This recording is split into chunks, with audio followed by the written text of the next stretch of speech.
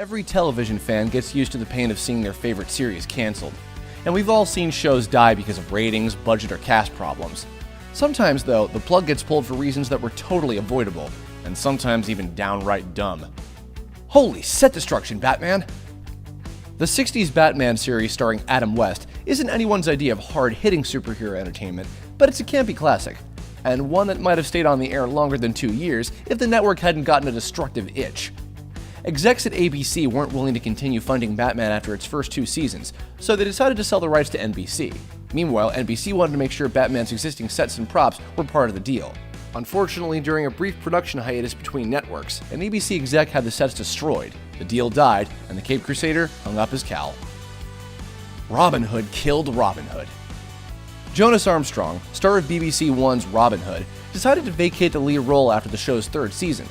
But instead of recasting the part with a new actor, the producers opted to simply kill off the character. Since they'd already killed off Robin's love, Maid Marian, that left the supporting cast to carry the show. You know, the one named after a guy who was dead. Although Robin Hood's writing staff was willing to try a revamp, the network decided there was no point in continuing. Young Justice's lousy toy sales. When Warner Bros. Hit pay dirt with Young Justice, which posted triple-digit ratings increases for its time slot on Cartoon Network, it seemed safe to assume they'd want more than 2 seasons, but the show was axed after only 46 episodes, prompting outcry and widespread speculation. Despite great ratings, the real reason it was canceled was frustrating to its fans.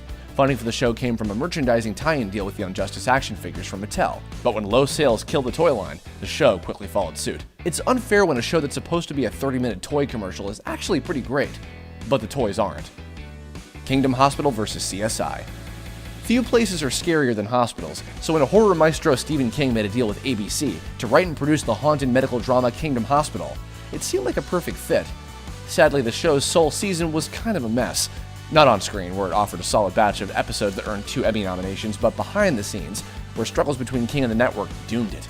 Convinced ABC wasn't promoting Kingdom Hospital enough, King paid for a print ad campaign, only to see his efforts foiled when execs moved it to a different time slot. King learned yet again that while ghosts are scary, what's truly terrifying is dealing with network executives. Cast into cancellation hell. After Buffy the Vampire Slayer ended in 2003, fans flocked to the show's spin-off Angel, which was entering its 5th season. After years on the renewal bubble, Angel enjoyed a post-Buffy ratings bump. Series creator Joss Whedon approached WB Network president Jordan Levin about an early pickup for season 6. Although Whedon's move wasn't purely a power play, he was looking for extra security for Angel's team, who'd endured years of passing up gigs while waiting for last-minute renewals. But Levin saw it as an ultimatum. The president pulled the plug, all for the sake of throwing his weight around. Although the network later admitted it was a mistake, it was too late to revive Angel. Showtime's horror drama Penny Dreadful dropped its biggest twist during its season 3 finale, The Blessed Dark. The series was over. While the show is still having its last rites read, let's investigate the potentially spoiler-filled mystery of why it had to end. Declining viewership. The last season of Penny Dreadful was not a ratings juggernaut, clocking in at number 6 among Showtime's 10 original shows, behind Billions and The Affair.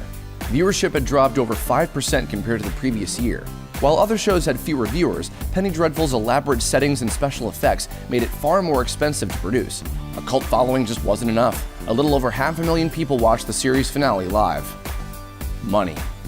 Like most TV cancellations, money was likely a large factor in Showtime's decision to give Penny Dreadful the axe. It happened to plenty of other fan-favorite shows over the years, Firefly, Hannibal, Constantine, and Dollhouse among them. Despite featuring public domain characters like Dracula, Dr. Jekyll, Frankenstein's monster, and Dorian Gray, the price of bringing this many monsters to the screen couldn't have been cheap. Vanessa Ives' departure. Despite all the interesting characters she's met over the past 3 years, Penny Dreadful is a tale about Vanessa Ives. The series ended with her finally finding peace, and while we'll never see her tangle with the Creature or Dorian Gray again, this sudden ending is how it was planned. I see.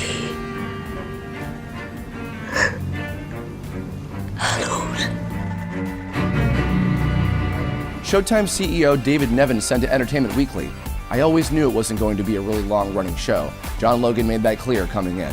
While there are plenty of tales you could tell without her in this dark world, Ives was the focal point of this show, and we couldn't imagine it continuing without her. Remember how the X-Files felt without Mulder? Gross. More monsters. Without Vanessa Ives, Penny Dreadful is pretty much just a bunch of 19th century ghouls. If that's your thing, you'll be seeing a lot more of them soon. Universal Pictures is launching its own set of films featuring the most classic of movie monsters. The series began with Dracula Untold in 2014. Meanwhile, the Mummy reboot starring Tom Cruise is scheduled for 2017. Don't be surprised if TV executives try bringing Frank, Drac, and the whole Monster Squad back to capitalize on Hollywood digging them up from their graves. It was foretold. There are various reasons why Penny Dreadful was canceled, but we're going to have to go with show creator John Logan's explanation. Apparently, he knew this was how the series would end from the very beginning, but the cast found out halfway through filming season 2. In Logan's own words, Penny Dreadful was always intended to go for 3 years exactly. So I think we've told our story well, and thank you for all your support and hanging in there with us. all good things come to an end. Sorry, Game of Thrones fans, you too will know this sting. We're sure you'll see most of these characters in other forms soon enough, though. As all the major TV networks announced their pickups and cancellations for the upcoming season, the biggest surprise came from ABC. Even though the Tim Allen show Last Man Standing was the network's second highest rated comedy, ABC decided to drop the sitcom after 6 seasons. Why would they end one of their most successful shows without warning? Here are some of the reasons Last Man Standing took a fall. A major network shift. Though Last Man Standing aired on ABC, the network didn't actually own the show. The sitcom was produced by 20th Century Fox, which meant ABC had to pay licensing fees every season. This may have factored into the cancellation because it made the show more expensive than some of their other comedies. Still, that may not be the whole story. ABC's Fresh Off the Boat is also produced by 20th Century Fox, but was renewed for a 4th season despite lower ratings. ABC Entertainment President Channing Dungey said that axing Last Man Standing was simply a business decision. The network decided to make Friday a night for dramas, and once the scheduling switch was made, they felt Last Man Standing had no place to go. The show shared the night with Dr. Ken, which was also canceled, though the Ken Jeong program netted half as many viewers on an average night. Dungey explained the difference, saying, "Last Man Standing was a challenging one for me because it was a steady performer in the ratings, but once we made the decision not to continue with comedies on Fridays, that was where we landed. Fridays will be all drama on ABC now, including Once Upon a Time and Marvel's upcoming Inhumans series." Budgeting woes. For a lot of shows, Season 7 is a year of contract negotiations. Last Man Standing was no exception. Tim Allen's contract needed to be renewed, which more than likely meant a pretty big raise. Since the show made less money for ABC because it was owned by Fox, and because Allen already had a pretty sizable salary, the network may not have wanted to pump even more money into the sitcom. Sure, ratings were good, and good ratings typically equal lots of network dollars. But Last Man Standing also didn't have the ideal audience. Advertisers want viewers in the 18 to 49 age group. While the program did fairly well in that demographic, the show's audience skewed older. If advertisers weren't willing to shell out the big bucks, ABC wasn't willing to foot the growing bill. Playing politics? After Last Man Standing's cancellation was announced, rumor quickly spread that ABC pulled the plug because of Allen's openly conservative politics. The show's premise rested on an old-school guy who rails against PC culture and wishes we could go back to the good old days. Women want to have sporting events with men. I don't get it, because if you beat a woman, you're a bully. If you lose to a woman, you're an embarrassment. Some suspect the network may have wanted to distance themselves from that conservative viewpoint, especially since Dungey has previously said Donald Trump's presidency has made her rethink the network's programming slate. You'd think any woman would know the value of being compared to such a device like this. But no. In real life, Allen is a proud Republican and has stirred up some controversy with his off-kilter comments about his status as a rare conservative in Hollywood. You got to be real careful around here. You know, you get beat up. If you don't believe what everybody believes, it's like 30s Germany. I don't know what happened. Wisconsin's Republican Governor Scott Walker tweeted his support to Allen, stating, "Looks like ABC is playing politics with your show despite decent ratings. Sad." Conservative pundit Glenn Beck chimed in during his online radio show, vowing to start looking into why the show got canceled. In response to the rumors, the network has insisted politics played no part in Last Man Standing's demise. As ABC President Dungey put it, "I canceled Last Man Standing for the same business and scheduling reasons I canceled The Real O'Neills, Dr. Ken, The Catch, and American Crime." Straightforward as that might sound, it did nothing to stem the tide of fan outrage. When life knocks you down, you don't lie on the canvas crying and overeating like Al Gore after the 2000 election. Boy, he blew up like the Hindenburg. Fighting back. Days after the cancellation was announced, Tim Allen tweeted that he was stunned and blindsided by the network I called home for 6 years, and his fans were just as irked. A Change.org petition to save the show drew more than 250,000 signatures of support during the days after the show's fate was sealed. Though the vocal support proves the show has a fervent fan base, its chances for finding a new home are low. According to Deadline, Fox considered taking the show, but decided they didn't have a place on their schedule. The possibility of the show moving to streaming services or other outlets is also reportedly remote. Come on, Frank. Oh, listen, come on. look. My husband will kick your ass. All of the above.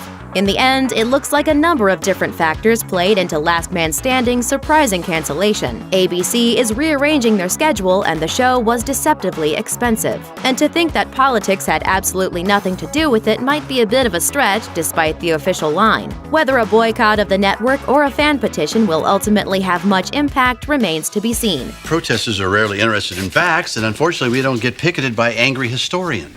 For now at least, it looks like the Last Man Standing probably won't get back up anytime soon.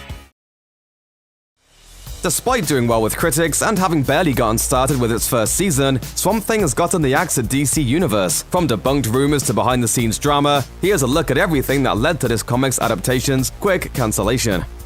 The first sign that the series was stumbling came even before the first episode aired on DC Universe in late May 2019. In mid-April, it was reported production on Swamp Thing was being shut down early, and that the show's first season, originally planned for 13 episodes, was being whittled down to 10. There was no word on exactly why Swamp Thing's first season was cut short, but the news certainly didn't boost fan confidence. Neither did a now-deleted Instagram post from one of the series' cast members. Virginia Madsen, who played the troubled Maria Sunderland in Swamp Thing, wrote on her Instagram page, "I'm beyond sad. What a terrible decision. We have been cut to the core by those who have never set foot into the swamp." Even executive producer James Wan admitted to being baffled by the decision to sink Swamp Thing, although he still encourages fans to check out the first season. In an Instagram post, Wan wrote, "Don't really know or understand why Swamp Thing was cancelled, but I can tell you this, all the cast and crew and producing writing team poured their hearts into this. Really proud of everyone's hard work. Go watch episode 2 and immortalize these 10 episodes. Swampy deserves it." One of the earliest and most widespread speculations about the show's sudden cancellation was made by Movies.com writer John Golson in a series of now-deleted tweets. The story, which has since been debunked, is that Swamp Thing was cut short because of an accounting error blamed on the state of North Carolina, where the series was filming. It's probably just some accounting error. It is not an accounting error. Well, it could be. It is not an accounting error. The story went that Swamp Thing's budget was $80 million, and that North Carolina, through a program meant to encourage filmmaking in the state, had promised to cover $40 million of the production costs through state grants. Then, according to Golson's story, someone in the North Carolina government messed up, and Swamp Thing's production was only granted $12 million of the promised $40 million. So, short $28 million, the Swamp Thing production closed up shop. Okay, my bad. Shut it down. Shut it down! That's it! But shortly after Golson's story began to circulate, Screen Rant reported that his accounting error theory simply wasn't true. Swamp Thing was granted $12 million for its first season's production. They were also allowed a separate grant of $4.9 million for the pilot episode. There was never a discussion of North Carolina picking up half the bill for Swamp Thing. According to some, the cancellation of Swamp Thing doesn't only impact that series, but could threaten every other DC Universe show. In June 2018, AT&T completed its acquisition of Time Warner, of which the DC Universe streaming service is a part. When Deadline reported Swamp Thing's cancellation, the outlet pointed out that, quote, DC Universe is being reevaluated following the completion of AT&T acquisition. The implication seems to be that if Warner Media is going to have its own streaming service, a separate DC Universe streaming platform might be considered redundant. If that's the case, then producing new original series in the interim could be considered a waste.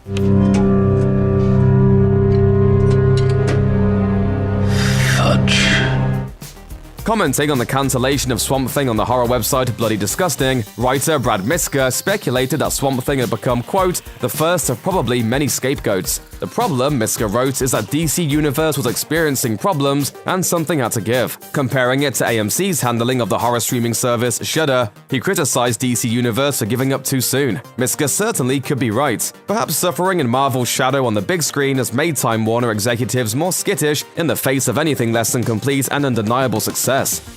With some time having passed since Swamp Thing's cancellation, it now seems like the series' premature ending could be chalked up to the oldest showbiz roadblock of all. Apparently they've got some real creative differences. The playlist reported that the call to shorten Swamp Thing was a creative decision, and not part of a re-evaluation of DC Universe's performance, which they said was, quote, outpacing expectations. Film likewise reported the season truncation was due to creative differences. One of the few sites to offer any specifics in their update was Bloody Disgusting, who claimed their source told them the creative differences in questions were about the nature of the series. According to the site, some people behind the scenes wanted Swamp Thing to be a horror series. It was very important for all of us that it be grounded more in the horror genre. While others wanted a weekly procedural. We're not sure how anyone pictures a swamp monster might be able to dust crime scenes for fingerprints, but okay. Joss Whedon's Firefly was poised to be the next huge sci-fi series to change television. Unfortunately, those hopes were dashed after one incomplete season. Let's look back at the reasons why Firefly's lights went out. A small, loyal fan base. Like Joss Whedon's other shows, Buffy the Vampire Slayer and Angel, Firefly developed a strong, dedicated fan base. Unfortunately, the fans weren't in great enough numbers to halt cancellation, despite letter-writing campaigns to keep it alive. Still, the show's abrupt ending shouldn't be surprising, considering what happened before it even began production. Marriage trouble. According to Business Insider, Fox's bigwigs had a problem with two of the characters, Zoe and Wash, being happily married. Fox told Whedon to nix their marriage or they'd nix the deal. Whedon revealed in the Firefly DVD commentary that he stuck to his guns, saying, "Then don't pick up the show, because in my show, these people are married." Ultimately, the execs backed down, and the show made it to the airwaves, but that didn't mean the troubles ended. Friday Night Fright. Firefly was scheduled for Friday nights, better known among TV fans as the, quote, Friday night death slot. Now, airing on Friday nights doesn't automatically predestine shows for early cancellation, unless that show airs on Fox. At over 30 television series, Fox has actually canceled more Friday night programs than any other network. Firefly had a death sentence right out of the gate. The episodes aired out of order. When Whedon conceived the show, he planned it as an episodic yet continuous story divided into hour-long chunks. The episodes needed to air in a specific order to make sense to viewers.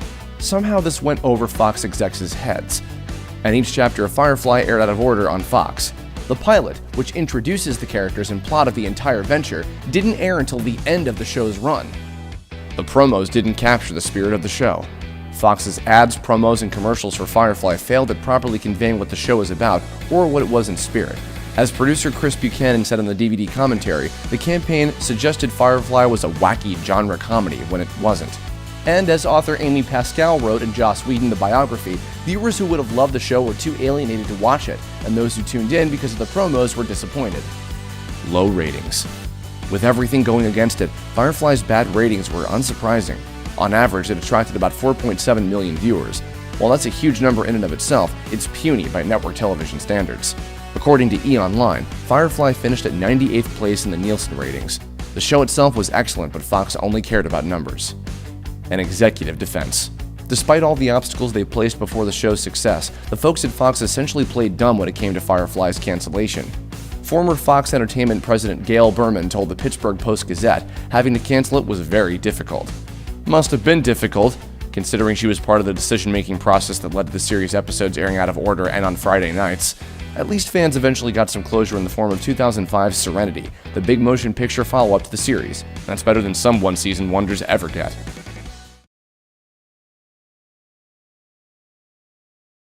The 1990s were a golden age of television animation, but cartoons are a business, and even the most beloved shows were sometimes canceled to make room for more profitable programming. Here are the real reasons behind a few of those controversial cartoon cancellations. After debuting on MTV in 1993, millions of kids and adults watched the two giggling moronic metalheads of Beavis and Butthead determine which bands were cool and which sucked. That is, when they weren't terrorizing their neighbors, teachers, and Burger World customers. Not everybody liked Beavis and Butthead. Politicians called out the show for encouraging antisocial behavior, and one family blamed Beavis's pyromania for leading to a deadly house fire. Nothing stuck though, and Beavis and Butthead remained the world's favorite idiots. However, after 200 episodes and the feature film Beavis and Butthead Do America, creator Mike Judge decided it was time to end it. Speaking to Los Angeles Times, Judge said, "I actually wanted to stop a little sooner. After the second season, I thought, how are we going to do this anymore? I was completely burned out." Judge wound up sticking around for 7 seasons, but in 1997 he moved on to other projects, like his Fox animated series King of the Hill.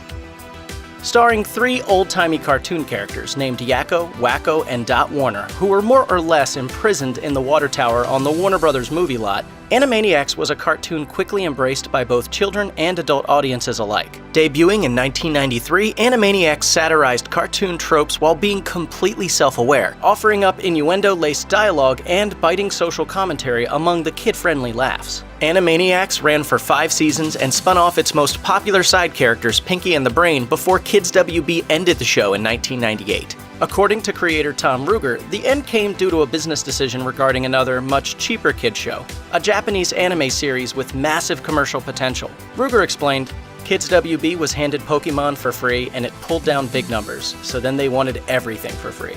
Animaniacs cost Warner Brothers too much money to make and promote, so off it went. At first glance, Todd McFarlane's animated Spawn series looked like a show for kids. But Spawn was based off of McFarlane's top-selling comic series, an extremely dark and violent story about a former assassin who gets killed by his boss, sent to hell, and ends up working for Satan. Hardly family-friendly material. You made a deal with Malbolgia. You cut a deal for your soul. Spawn ran for 3 seasons on HBO and won an Emmy Award for Outstanding Animated Program. The show's 3rd season was a bust, however, and HBO's animation division was withering on the vine. After enduring numerous production difficulties, the show earned a quiet cancellation in 1999. Batman the Animated Series represented a breakthrough in television animation and comic book adaptation. Moody, quiet, and literally dark, it demonstrated that there was a market for dramatic superhero content that could appeal to children and adults. This Batman was so highly regarded that Fox aired the show in prime time for a while, and in 1993 the studio released Batman, Mask of the Phantasm, in theaters. Voice actor Kevin Conroy even tops many lists of the best Batman actors. However, in 1995, after 3 years and 85 episodes, the series left the air. According to Conroy, even though the audience was still invested and the actors were willing to continue, the creators had run out of ideas and wanted to end the show on a high note. They didn't want to compromise on the quality of what they'd had and start creating kind of silly stories. Fortunately for Batman fans, the story ideas didn't dry up for long. A sequel series to the beloved show debuted a couple years after its cancellation, bringing back most of the animated series cast and crew, including Conroy. The new Batman Adventures debuted on Kids WB in September of 1997. Originally created for ABC, The Critic was an animated sitcom about a snobby, hapless New York City movie reviewer named Jay Sherman. He hates most movies he sees, tries to raise his son as best as he can, and fends off his wacky family. According to John Lovitz, who provided the voice of Jay, "We did it for ABC, and ABC goes, we love it, and then they canceled it after 7 shows. Following its ABC cancellation, The Critic moved over to Fox and aired immediately after The Simpsons, where creators Al Jean and Mike Reiss had previously worked as writers and showrunners. According to Lovitz, The Critic brought in excellent ratings for Fox, retaining 90% of the huge Simpsons audience. And yet, in 1994, Fox pulled the plug. Despite a solid performance, an executive at the network thought the 8:30 p.m. Sunday time slot could be better used by a new show. Gene explained, "The guy who ran the network then, John Matoyan, just didn't like the show. He preferred a show that no one remembers called House of Buggin' with John Leguizamo. The sketch comedy debuted in early 1995 in the place of The Critic and lasted a mere 10 episodes. In the fall of 1994, the syndicated Disney afternoon programming block mixed things up by adding gargoyles to its lineup of silly cartoons and wacky adventures. This contemplative and sometimes violent show is stylistically different from its Disney afternoon predecessors like Goof Troop, Tailspin, and DuckTales. Similar in tone and approach to Batman the Animated Series, Gargoyles concerns the day-to-day activities of magical beings who protect New York City at night.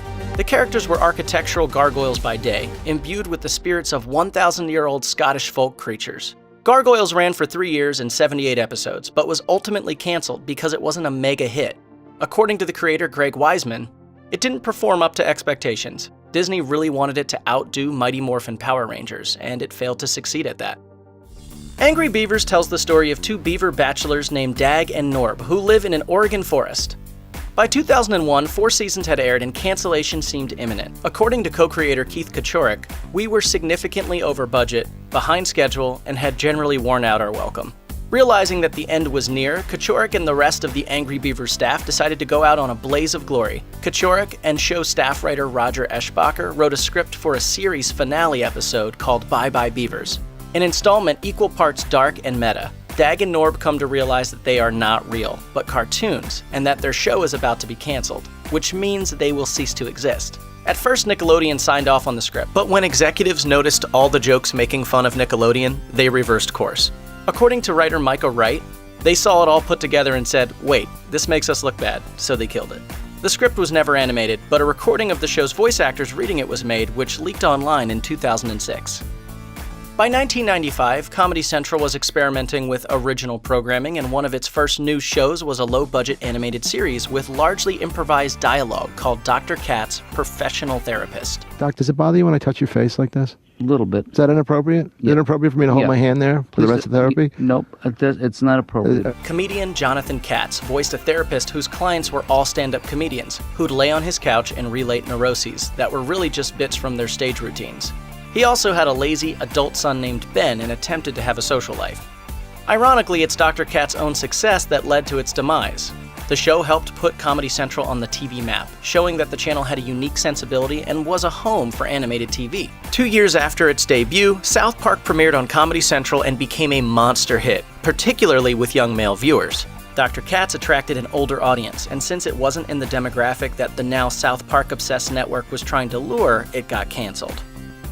With the arrival of child-friendly cable networks like Nickelodeon and the popularity of syndicated shows, the ratings for once-beloved Saturday morning cartoons started to slip.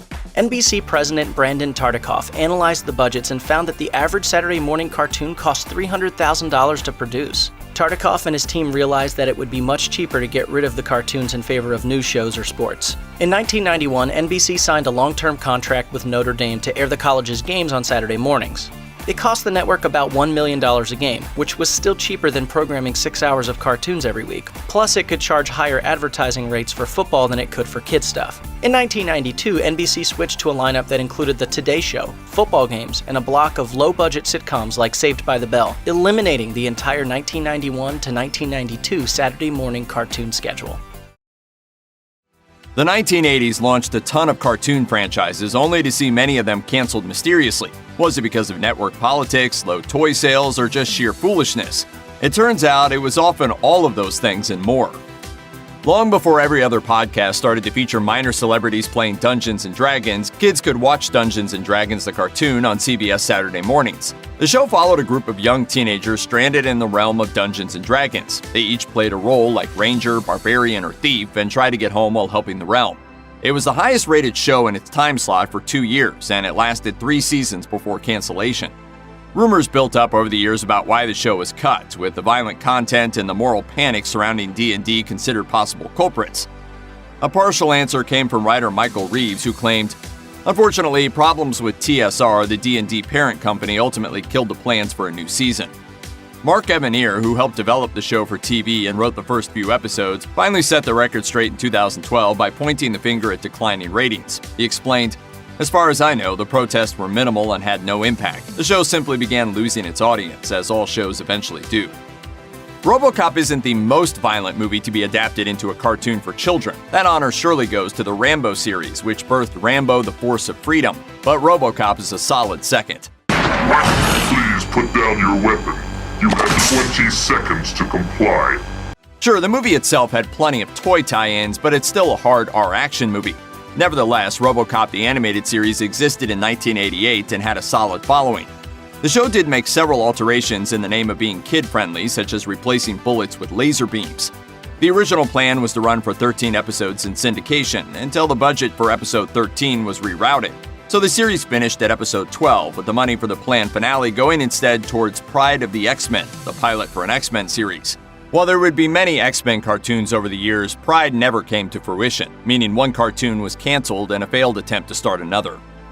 The title G.I. Joe, A Real American Hero can refer to 2 separate shows. The first is the series made by Sunbow Productions that ran from 1983 to 1986. The second is the one made by DIC that ran from 1989 to 1992. Why was there a gap between 2 studios telling one continuous story? It turns out that the first edition was canceled after a bidding war. After producing the first 2 seasons of the show, Sunbow had detailed plans in place for a third. The Joes would go off to fight a new foe called the Coil, while Cobra Commander would be in the background, biding his time until he could play the Coil and the Joes off each other. Before this could happen, though, Hasbro changed things up. The toy company had been self-funding the show with Sunbow and decided to cut production costs. According to G.I. Joe story editor Buzz Dixon, the syndication market was saturated in the mid-'80s, with more shows than there were time slots available. DIC was a big part of this problem, often underbidding competitors. All this led to Hasbro deciding to cut costs by dumping Sunbow after DIC offered them a contract too good to refuse. Dixon has no kind words for DIC to this day. As he put it in an interview, "These guys may not have been 100% responsible for the destruction of the animation industry in the late 80s, but they sure helped." Based on the long-running comic strip, Garfield and Friends was a massive success worldwide and featured some of the best animation of its era. It lasted 7 seasons, an eternity in 80s cartoon years. It was finally canceled in 1994 because of budget cuts due to a changing TV landscape. The show was expensive to produce, but the producers figured that it was worth it. Selling the show to CBS and in syndication deals across the country let them charge a high license fee and rake in profits. Success upped the license fee each year, and eventually CBS wanted to renegotiate. When Garfield and Friends premiered, cartoons aired almost exclusively on CBS, ABC, and NBC.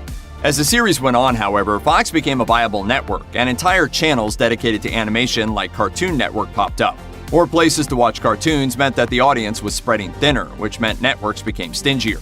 CBS asked the producers to cut the show's budget by 2/3, figuring that they made enough in syndication to handle a smaller cash flow. But the producers did the math and determined that it wouldn't work. Syndication wasn't going to cover the deficit costs, and the show was doing well enough in reruns, so Garfield and Friends was canceled. I don't have to put up with this. There are plenty of people who would love to have a cat, especially one as adorable as me. Voltron was one of the most popular cartoons of the 80s, spawning a franchise that exists to this day. At its peak, it was the #1 syndicated children's show in America. After the second season, plans for another were in place, but they never materialized. There were several reasons for this, but it all boils down to 2 major producers having a falling out. Voltron started because producer Ted Koppler realized there was a market for adapting foreign children's shows to the American market. He hired Peter O'Keefe, an energetic man with a real talent for the business, to help localize Voltron for a couple of anime shows and run production. But the tensions boiled between the two, and it all came to a head in 1989 when O'Keefe sued Koppler over breach of contract, as O'Keefe felt that he was owed more money. Bitter feelings persisted until the 2 men reconciled around 2010, just before O'Keefe passed away. It was that peace that paved the way for today's modern Voltron properties. Thundar the Barbarian followed Thundar and his friends across a post-apocalyptic Earth. The show was created by Ruby Spears Productions in 1980, and comics legend Jack Kirby helped with the design of the show. It was ostensibly a children's show, but the writers aimed for slightly older audiences. Despite its popularity, it was canceled after 2 seasons in 1981. Joe Ruby, one half of the namesake of Ruby Spears, had his own ideas about why. As he put it, "It was not canceled from a lack of ratings, I'll tell you that right off the top. It was canceled, I guess, because it was too violent or something like that." That may well have been part of it, but there was an even bigger factor in play. Gary Marshall wanted its slot. Marshall oversaw ABC's 3 biggest shows at the time: Happy Days, Laverne and Shirley, and Mork and Mindy. What he wanted, the network gave him, and what Marshall wanted was animated versions of his shows so as to cover every possible audience. Thus, to make room for Fonz and the Happy Days gang, Thundar was kicked from the airwaves. Fonz and the Happy Days gang was gone 1 year later, and a series of shows based on other Marshall properties took its place. None did as well as Thundar, though. The danger is over, for now. Sunday Funny's mainstay Heathcliff appeared in 2 cartoon adaptations by 2 studios 2 years apart. The first, simply titled Heathcliff, was created by Ruby Spears Productions and ran on ABC from 1980 to 1981. The second, best known as Heathcliff and the Cadillac Cats, was produced by DIC and ran in syndication from 1984 through 1985. There hasn't been a new Heathcliff cartoon since because of the loss of legendary lead voice actor Mel Blanc. In an era when most voice acting was done by character actors and anonymous voiceover artists, Blanc was a legitimate superstar on par with anyone in Hollywood. He was the voice of Bugs Bunny, Daffy Duck, and many others, including Heathcliff on both of the Cats shows. Blanc was also a heavy smoker. He smoked a pack a day from when he was 9 until he was 77. He quit after developing emphysema and spent most of his last decade revisiting characters he had played for years. Heathcliff was his last new character. According to Donna Christie, who voiced Iggy and Cleo on Heathcliff and the Cadillac Cats, the show ended because Blank became too ill to keep doing it. His death in 1989 meant that nobody had any reason to make more Heathcliff episodes. Any attempts to revive the show later were pointless, as nobody could follow Blank. Most of the shows on this list were canceled after they got popular, but the Garbage Pail Kids was popular entirely because it was canceled, before a single episode had even aired, in fact.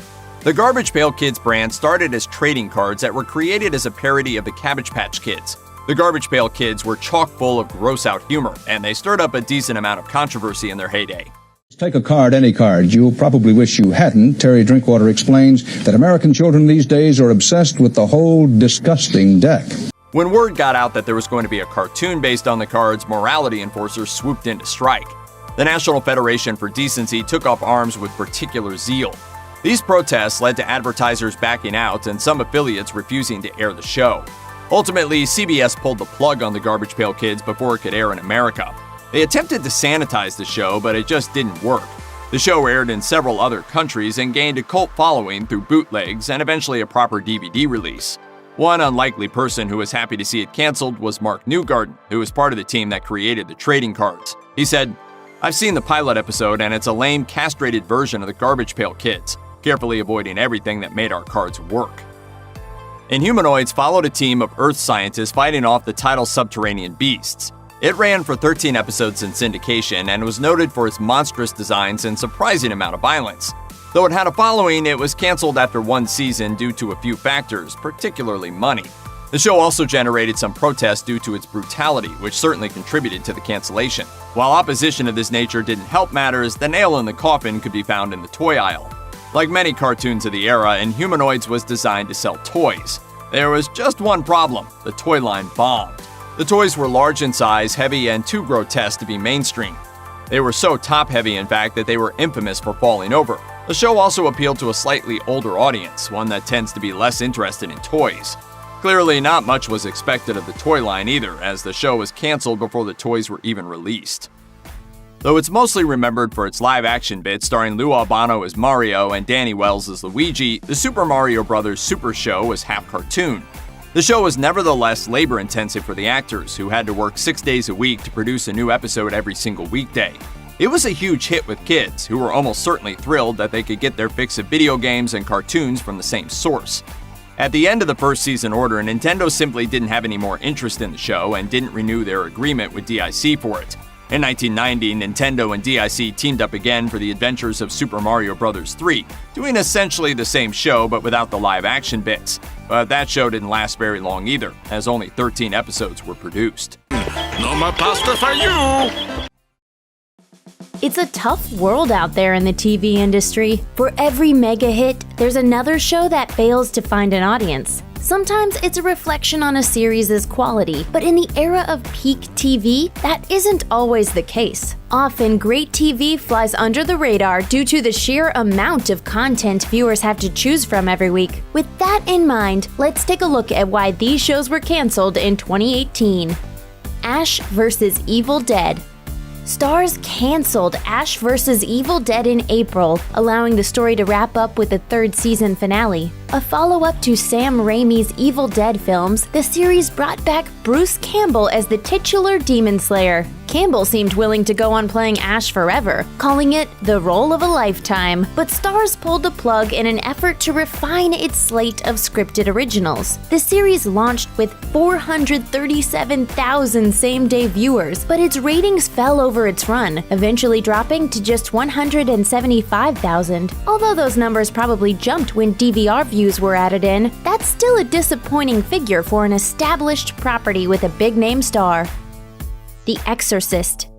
Fox's supernatural drama The Exorcist, a sequel to the 1973 film of the same name, starred Alfonso Herrera and Ben Daniels as a pair of priests searching for evil. It was well received by critics, but it never pulled in huge audience numbers. The second season averaged just 1.9 million viewers and only a 0.6 rating in the key 18 to 49 demo. Although many fans were upset, showrunner Jeremy Slater said that they shouldn't blame the network for its decision. He tweeted, "I know it's easy to get angry at Fox, but the reality is that we were the lowest rated drama on any network, and they still brought us back for a second season because they loved the show. There are no bad guys in this scenario."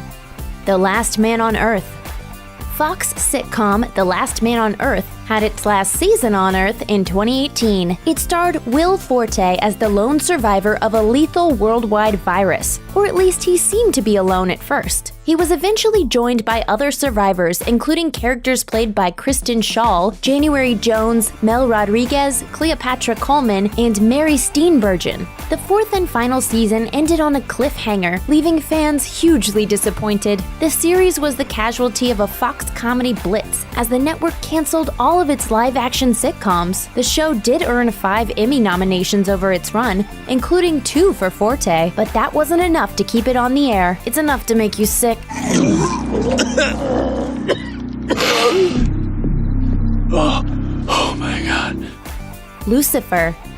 The devil was officially out at Fox in 2018 when the network canceled Lucifer after 3 seasons. The show starred Tom Ellis as the fallen angel who had retired from hell and moved to Los Angeles, working double duty as a nightclub owner and a consultant for the LAPD. Although Lucifer averaged just 4.1 million viewers and a 1.1 rating in the 18 to 49 demo in its last season, it was still beloved by fans who immediately started campaigning to find a new home for the drama. Their enthusiasm paid off as Netflix picked up Lucifer for a 4th season. Sometimes it pays to make a deal with the devil. The Mick. Caitlin Olsen has enjoyed a long run on It's Always Sunny in Philadelphia. So you guys, what's the deal with those hands-free headsets that everybody's wearing in their ears, right? But her luck wasn't quite as good for her Fox sitcom The Mick, which was canceled after just 2 seasons. Olsen played Mickey, an irresponsible wild child who gets stuck with taking care of her sister's rich, spoiled children. Although The Mick received a mostly positive critical reception, it failed to build on its mild buzz, averaging just 3.1 million viewers over its 2 seasons. That might have been good enough for renewal in a normal year, but with Fox's acquisition of NFL Thursday Night Football, the network had much less space on its schedule. The Mick was just one of several casualties. Nikki, it was one thing when you were squatting in her mansion, but now you're costing us money. All right. Mozart in the Jungle. Amazon left the music behind in 2018, canceling its drama Mozart in the Jungle after 4 seasons. Based on oboist Blair Tyndall's 2005 memoir, the show starred Gael Garcia Bernal as the new conductor of the New York Symphony. The show was critically acclaimed, winning Golden Globes for Best Series and Best Actor for Bernal in 2016. Its cancellation comes as Amazon tries to shift its programming toward bigger dramas with more international appeal, in the vein of HBO's massively successful Game of Thrones. Mozart was just the first casualty of this new directive. Once Upon a Time. ABC's fairy tale drama Once Upon a Time has lost a lot of viewers over the years, but it managed to stay popular enough with a loyal group of fans to earn an unexpected 7th season renewal in 2017. That renewal also came with a massive creative overhaul, with much of the principal cast replaced by newcomers. Despite the reboot, Once Upon a Time still struggled in the ratings, and season 7 became its last. ABC Entertainment president Channing Dungey called it a bittersweet goodbye, with the show averaging 2.5 million viewers, down 20% from the year before. The writing was clearly on the wall. The Path. It seemed like Hulu landed something big with The Path, starring a fresh-off Breaking Bad Aaron Paul and Golden Globe nominee Michelle Monaghan as husband and wife members of a cult-like religion. Despite the series' impressive pedigree, it only lasted 3 seasons. Hulu doesn't release ratings, so it's unclear what kind of viewership the show was pulling in, but it never received the critical acclaim to match its premise and cast. While it garnered decent reviews, the fact that it never received any major awards nominations was probably the nail in the coffin. The lead's expensive paychecks probably didn't help either. Roseanne. ABC's Roseanne reboot was met with controversy right out of the gate, thanks to star Roseanne Barr's politics, which eventually led to the sitcom getting pulled off the air. ABC reversed its initial renewal decision after Barr tweeted racist and Islamophobic statements about former White House advisor Valerie Jarrett. Announcing the show's cancellation, ABC Entertainment president Channing Dungey said, "Roseanne's Twitter statement is abhorrent, repugnant, and inconsistent with our values, and we have decided to cancel her show." I was being nice! She's a crazy, stupid hillbilly! It was a stunning decision considering that Roseanne was the highest-rated scripted show on broadcast television that season, averaging 19.3 million viewers. Ultimately, those numbers were too good for ABC to let go of completely. A Roseanne-free spin-off, dubbed The Conners, was announced in late June. Shades of Blue. Jennifer Lopez's star power wasn't enough to keep her cop drama Shades of Blue on the air. Starring Lopez as a single mother and NYPD detective recruited to work on the FBI's anti-corruption task force, the show was canceled after 3 seasons. The final season is currently airing over the summer. Lopez, who also serves as an executive producer, has said that there will be a poetic 3-season arc to the way her character's story ends. Although averaging 7 million viewers in season 2, it seems that keeping a star as pricey as Lopez wasn't worth it for NBC. Taken. Being based on a well-known film series isn't enough to ensure a TV show's success. Such was the case for the NBC drama Taken, a prequel to the Liam Neeson flicks of the same name. The show, which starred Clive Stanton as a younger version of Neeson's Brian Mills, was canceled after airing 2 seasons. It followed Mills during his days as a former Green Beret and member of an elite team of covert operatives tasked with conducting dangerous rescue missions around the world. After a lackluster critical reception in season 1, Taken experienced a major cast overhaul and brought on a new showrunner for year 2. But that wasn't enough. The show was NBC's lowest-rated drama in the 18 to 49 demo. Mills may have a very special set of skills, but bringing in viewers apparently isn't one of them. Timeless. Timeless came back from cancellation once, but it couldn't pull off that same trick twice. The show starred Abigail Spencer, Malcolm Barrett, and Matt Lanter as a history professor, scientist, and soldier tasked with traveling through time to prevent the alteration of history. It struggled in the ratings from the get-go, and thanks to an expensive budget due to constant changes in costumes and settings, NBC decided to pull the plug after its first season. However, the network wound up reversing that decision just a few days later, after fan outcry from viewers who dubbed themselves clock blockers. Although those fans were just as active on social media, calling for a renewal after season 2's cliffhanger ending, NBC ultimately canceled the show again thanks to continued lackluster ratings. And this time, it looks like it's permanent. The 1990s brought a tidal wave of sitcoms crashing onto the shores of TV. Some were amazing, others were terrible, but all of them eventually came to an end. Keep watching to discover the most interesting stories of 90s sitcom cancellation. News Radio was one of the most acclaimed sitcoms of the decade, but all of its positive critical notice came in spite of, or perhaps because of, battles with its network. Creator Paul Simms fought with NBC over everything from scheduling to plot lines. By his telling, NBC wanted more established stars. Dave Foley, Andy Dick, and Joe Rogan were all well known in the world of comedy, but they weren't exactly household names throughout America. In 1997, Simms, who was almost certain that his show was getting canceled, gave a profanity-laced interview to Rolling Stone. He admonished NBC for not giving News Radio a slot on Thursday night's must-see TV lineup, and he called out executives by name. Afterwards, the show was briefly canceled before being brought back, which led to everyone awkwardly walking back what they said and playing nice. The dynamic of the show changed significantly in season 5 following the death of Phil Hartman. He was something of a big brother to the rest of the cast, and addressing his death resulted in an uncomfortable tonal shift. Hartman's old SNL castmate John Lovitz was added to the News Radio cast, but he never quite clicked. It also didn't help that Preston Beckman, NBC's head of scheduling at the time, despised the show. During News Radio's run, it changed time slots 11 times. Amidst all this turmoil, it was canceled after the 5th season.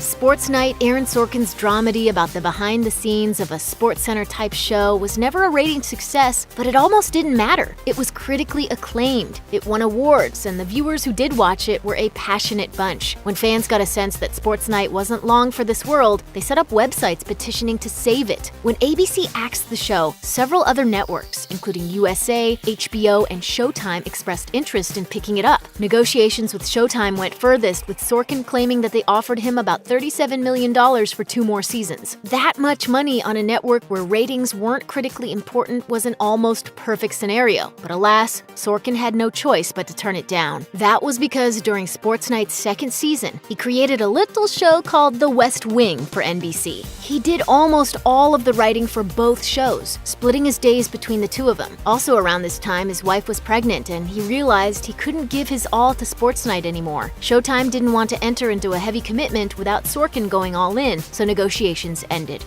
Home Improvement was, without a doubt, one of the most popular sitcoms of the 90s. It spent its entire 8-season run rated in the top 10, and the series finale aired on a third of all TVs in America. But there was never a 9th season, because stars Tim Allen and Patricia Richardson both wanted to move on. Richardson was offered $30 million for another year, but she turned it down because she decided to focus on her family. She was a single mother to 3 children, and Home Improvement was keeping her away from them too much. Allen, meanwhile, was at the most bankable point in his career. During his run on Home Improvement, he starred in major box office hits like The Santa Claus, Toy Story, and Jungle to Jungle. Hollywood was calling, and besides, no matter how much he was offered, he didn't want to do the show without Richardson. Wow, that just shows how smart you are. Long before she played a neurobiologist on The Big Bang Theory, Mayim Bialik was an average teenage girl on the family sitcom Blossom. The show had a dedicated audience before it ended after 5 seasons. It was canceled for 3 main reasons. The stars were getting older, the audience was aging out, and it had tough competition in the form of Melrose Place. The thing about shows focused on teenagers is that they always grow up eventually. The final episode of Blossom sees the title character getting ready for college, and a life utterly unlike the one fans fell in love with. The primary audience for these shows tends to be tween girls, and their tastes change and mature as they grow up. So shows like Blossom tend to have a shelf life, especially when more mature programs like Melrose Place are around. Blossom, for its part, did tackle some touchy subjects that became part of the show's DNA. This kept it relevant, but it couldn't save it entirely. Kids learned some important lessons from Blossom about topics like divorce and addiction, but then they grew past it. Dinosaurs was a strange show. There's no other way to put it. In many ways, it was a normal sitcom about a suburban family dealing with everyday issues. Except for the fact that every cast member was a dinosaur puppet. The show, nevertheless, somehow had some of the sharpest writing on TV of its era, and it was without question one of the most visually interesting shows of the decade. Alas, the cost of Dinosaurs' sophisticated puppetry ultimately made it unsustainable, especially when ratings started to dip. Rumors spread that it was the most expensive half-hour on television. Eventually, it just wasn't worth what it cost to make, and so ABC canceled it. But the writers weren't interested in going gently into the good night, as they decided to make one of the most bonkers series finales in TV history, entitled Changing Nature. The episode sees the dinosaurs try to handle an invasive plant species by accidentally setting off an ice age that leads to the extinction of the entire species. The script prompted a call from ABC's president, asking the writers where they got the chutzpah to kill off the entire cast. The writers responded that they were inspired by the planet's actual history. In the words of series creator Michael Jacobs, "When you do a show about dinosaurs, you always have that extinction card in your pocket, and we wanted to use it." Ellen made television history in 1997 with the Puppy episode, in which the main character played by Ellen DeGeneres comes out of the closet. Susan, I'm gay.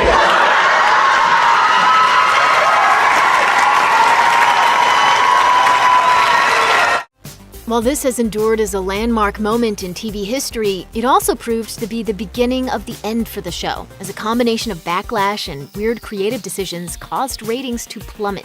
During Ellen's 4th season, DeGeneres and ABC were fighting about the show's content. Network executives were reluctant to let Ellen come out, and they started putting content warnings before episodes. DeGeneres objected to this and threatened to walk before making a 5th season. Media discussion about the show after the Puppy episode aired was growing more and more more complex. Chaz Bono, at the time the media director of GLAAD, worried that the show was leaning in a little too much. As he put it, "It's one thing to have a gay lead character, but it's another when every episode deals with pretty specific gay issues." Ultimately, Ellen was canceled after 5 seasons, though its legacy lives on to this day.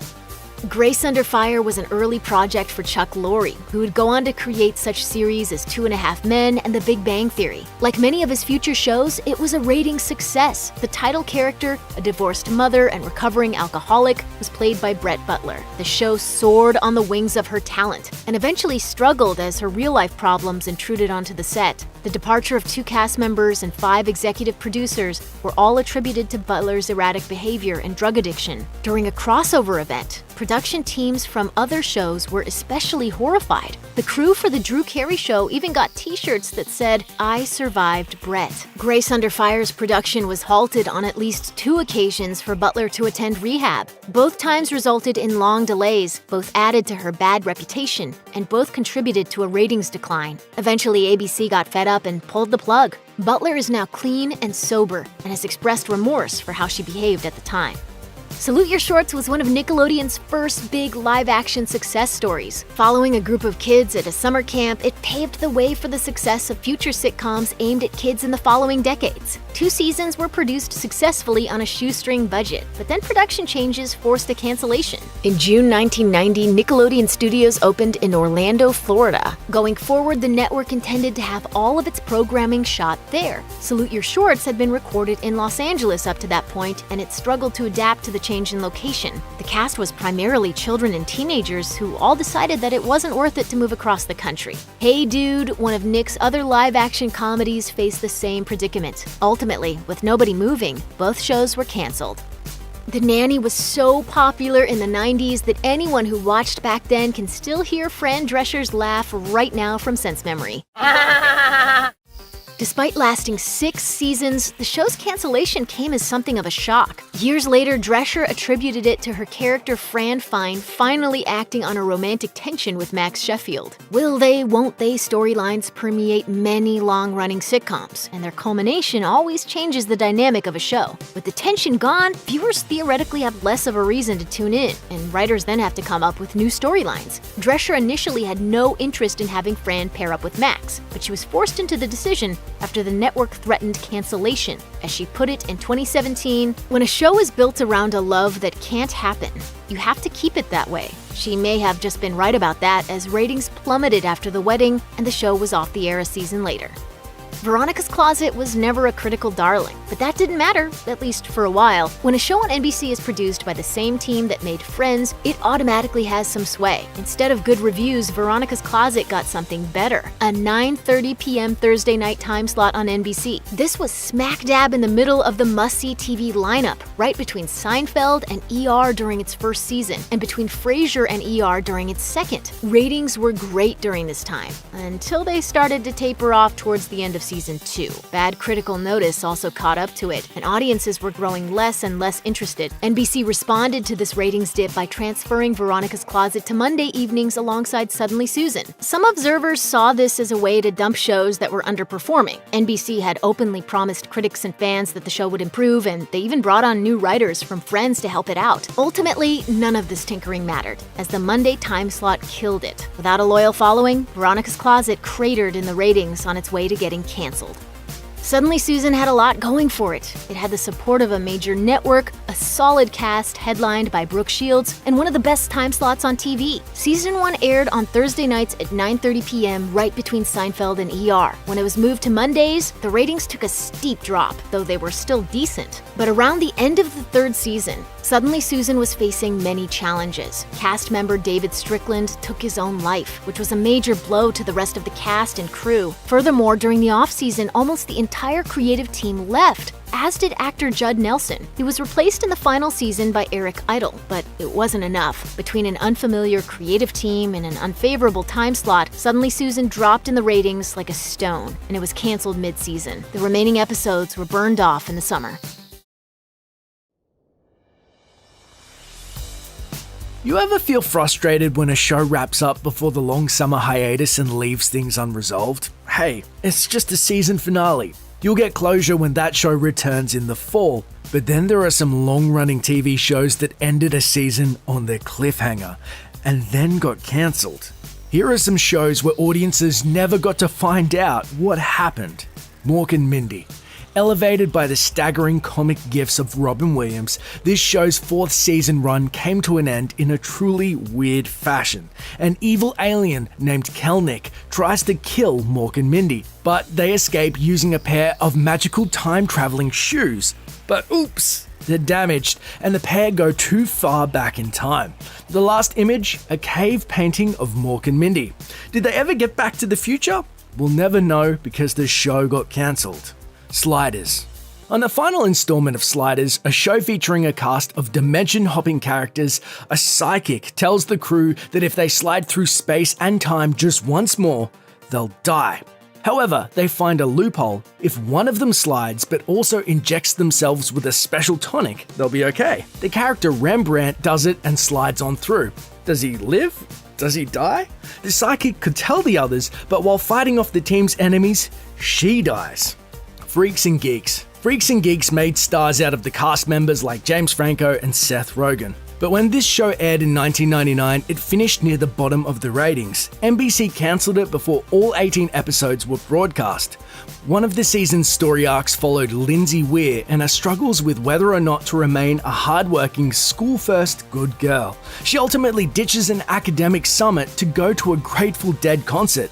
At the end, Lindsay hops in a van and it drives away, and we never know if Lindsay made it there or back. My name is Earl. This sitcom followed around an amiable dirtbag named Earl, played by Jason Lee, who wins the lottery and spends his life making amends for all the bad things he's done. Despite being a big hit for NBC, it was abruptly cancelled at the end of season 4 in 2009. The last scene drops a bombshell. Earl's actually the father of his ex-wife's baby, and she's about to explain. But the episode and series ends with a "to be continued" graphic. NBC. That's for canceling My Name is Earl! Lois and Clark, The New Adventures of Superman. Each decade gets the Superman it deserves. Sad, post-Watergate 70s America got happy, positive Christopher Reeve. And superficial Melrose Place-loving 90s America got this soapy super show starring Dean Cain and Terry Hatcher. Season 4 ended with a super-seeming baby left on Lois and Clark's doorstep. Was it from Krypton like Superman? Who knows? ABC decided a 5th season wasn't such a super idea. Angel. Toward the end of its run, Angel and his gang take on an evil law firm of Wolfram and Hart. The final scene of Season 5 shows the protagonists preparing to storm their enemies. The show's creative team didn't intend for this to be the ending, but they learned too late that they weren't getting renewed, so they ended the show on a cliffhanger. But creator Joss Whedon is okay with that. Satisfied, it suggests the fight against evil never truly ends. Despite being among the most remarkable and ambitious shows in TV history, HBO unceremoniously canceled Deadwood after just 3 seasons. In 2019, 13 years later, the show finally returned with a wrap-up film. So just why did HBO get rid of Deadwood in the first place? The business of making television is somewhat separate from the business of broadcasting it. While many networks are part of entertainment conglomerates that also include production companies, the studios that make TV shows can shop a series around to different networks, which then pay a hefty licensing fee for the right to air it. Studios may also team up to make shows, particularly expensive ones like Deadwood. HBO is a division of Warner Media, and the network co-produced the show with Paramount, which held the international rights. That necessitated a lot of talks and contracts between Warner and Paramount over splitting the profits from Deadwood. Those companies reached an impasse about their arrangement before a 4th season of Deadwood could go into production, and so both parties walked away from the table, in effect canceling the show. And here's my counteroffer to your counteroffer. Go yourself. That may not be as exciting as a standoff in the thoroughfare, but it's the reality. Then HBO chief executive and chairman Chris Albrecht told the Chicago Tribune, "Not having a fourth season of Deadwood is not the result anyone wanted." By that time, the possibility had disappeared like a dead miner's body into Mr. Wu's pig pen, but the network really did fight to keep Deadwood alive. HBO wanted creator David Milch to concentrate his efforts on his next show for the network, the surreal, spiritual, and short-lived surfing drama John from Cincinnati, so executives offered him a 6-episode final season of Deadwood as opposed to the traditional 12. He turned it down. Milch said, "It seemed to me that some sort of partial order for the show would make it impossible to do anything but superimpose all sorts of interpretations that would deprive it of its own emotion." Then, just days before Deadwood's third and final season premiered in 2006, HBO announced that those episodes would not be the end of the line, as the network had accepted Milch's pitch to wrap up the series with a pair of 2-hour specials. Network spokesperson Nancy Lesser said, "He found a way to bring closure to the narrative and remain true to the themes of the material and spirit of the characters. Those 2 specials ended up as just one movie, released 13 years later." Deadwood wasn't just canceled because the people who write the checks had a fight about money. It also earned a de facto cancellation because of some passive-aggressive behavior by HBO. According to the TV series finale, Deadwood wasn't officially canceled at all. The cast's so-called options simply weren't picked up. An option is a clause in an actor's contract that gives a show's production company the chance to sign the performer on for more episodes at the end of the contract's term. In the case of Deadwood, actors' contracts were valid for 3 seasons, with an option for a 4th. This binds an actor to a show, preventing them from leaving to make other TV shows or movies, thus saving writers from the task of explaining character absences. But the 4th season option for Deadwood stars wasn't exercised. The actors were essentially released from their obligation to Deadwood, meaning they were available to go do other things. HBO and the show's producers essentially said, "You're no longer needed," which is just another way of saying, "Show's over, go home." No deceit too prolonged, no errand too demeaning. Get out of here. No rebuke too vile. Television is a numbers game. By and large, the shows that bring in the most overall viewers are the ones that get a rubber stamp renewal season after season. HBO is an ad-free network and operates on a paid subscription model, but it still has to take ratings into effect. If it airs shows that not enough people are watching, then it's a waste of the company's money. It's also not going to bring in many more people willing to pay an extra $10 to $20 a month on their cable bill. This was the problem with Deadwood. Despite the critical praise and awards attention from the Emmys and Golden Globes, it never exactly pulled in Game of Thrones level numbers. The first season of Deadwood averaged a respectable 4.5 million viewers, but only about 2.4 million viewers cared enough about Al Swearingen and Seth Bullock to tune in for season 2. A downward ratings trajectory made an early cancellation inevitable. Every episode of Deadwood was densely packed with inscrutable characters and complicated dialogue. To inform within decency's limits. We've had this discussion before. Citizens better die postulating than touch indecent ink. Deadwood was already a difficult show to make, even before creator David Milch's tendency toward last-minute rewrites. According to IndieWire, actor Timothy Oliphant told the audience at Film Independent Presents An Evening with Deadwood about the time Milch came to him in his trailer to tell him that he just decided to kill off Bullock's stepson, which required a complete reworking of the show. Oliphant joked, "The season became about that kid dying. The decision happened at lunch." According to Vulture, Milch was a consummate perfectionist who hung out on the Deadwood set, barking out dialogue suggestions from off-camera and ordering scenes reshot, even if he wasn't the credited writer or director. Ian McShane, who played Swearingen, remembers rewrites coming in so late that the pages were still warm from the copy machine. More takes means more money, and Deadwood wasn't a cheap show to begin with. Period-appropriate sets and costumes, horses, wagons, animal handlers, and a large regular cast all contributed to a budget of around $4.5 million per episode at its most expensive. It must have been hard for HBO to justify keeping Deadwood around when it didn't bring in huge ratings.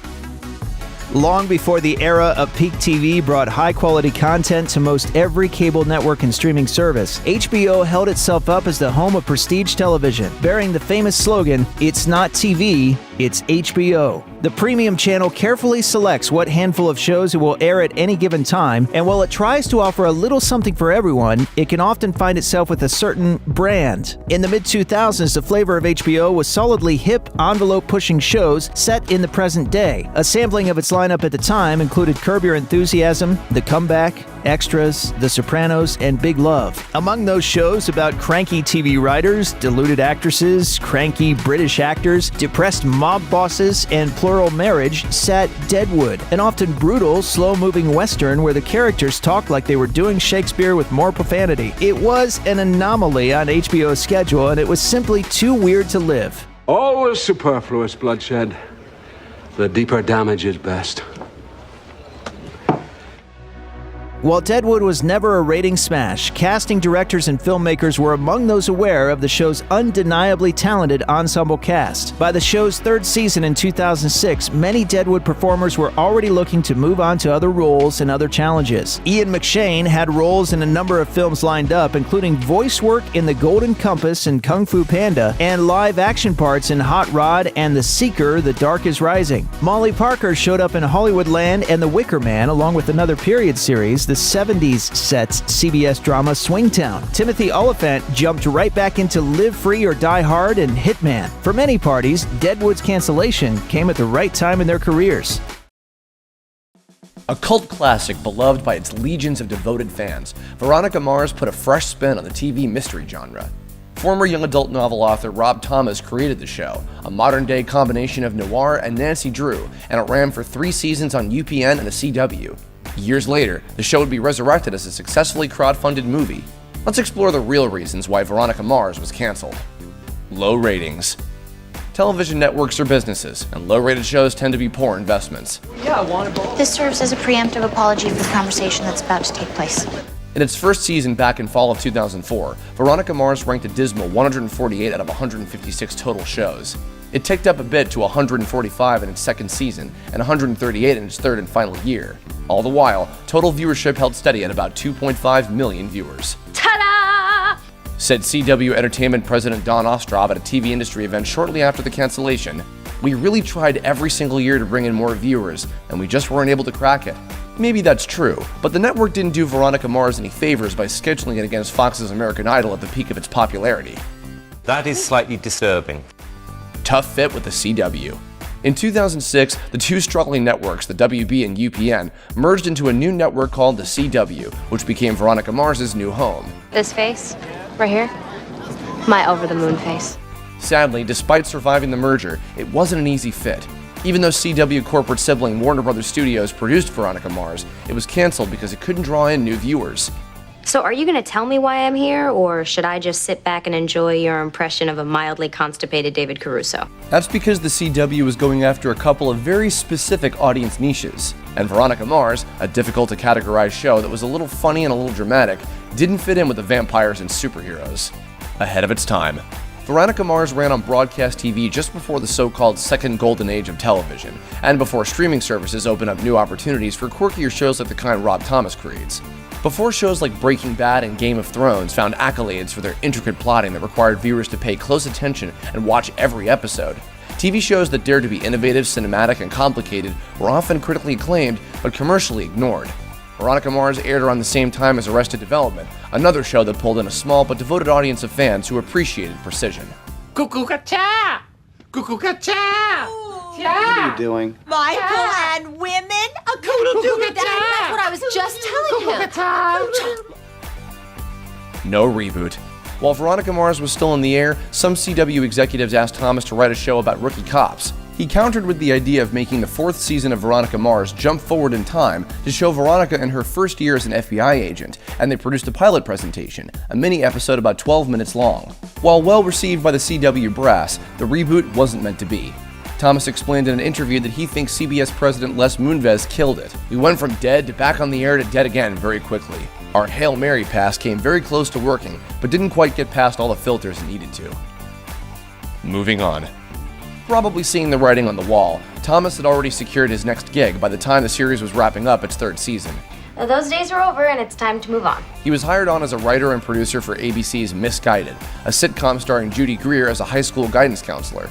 Thomas was quickly promoted to showrunner and executive producer, but left the series after only a few weeks due to creative differences.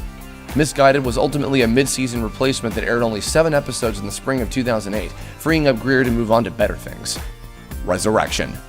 Veronica Mars's hardcore fans couldn't let go, and neither could the show's talent. For years after the cancellation, Rob Thomas and star Kristen Bell mentioned the possibility of a movie in interviews. It seemed like a long shot for a studio to finance a big screen version of a show very few people watched. When are we gonna do this whole Veronica Mars movie, huh? I don't know. You got a couple of $1 million lying around? But then along came Kickstarter. In March 2013, Thomas launched a campaign to finance the movie directly from fans. Within 30 days, the project had collected an astonishing $5.7 million. Wait for it. Yeah! I love all 91,000 of you. From the whole cast, thank you so very, very much. Thomas took a screenplay and his Kickstarter money to Warner Brothers, and the studio kicked in a few more million to get the movie made. It was released to theaters and to video-on-demand platforms in March 2014.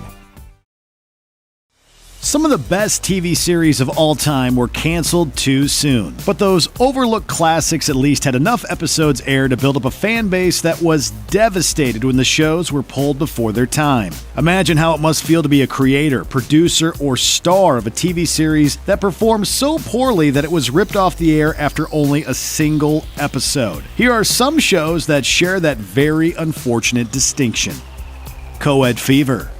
The biggest movie comedy of 1978 was National Lampoon's Animal House. So naturally, all three broadcast TV networks at the time looked to cash in on the craze. CBS's attempt, Co-ed Fever, was canceled before it even debuted in its regular time slot, thwarting countless wacky hijinks.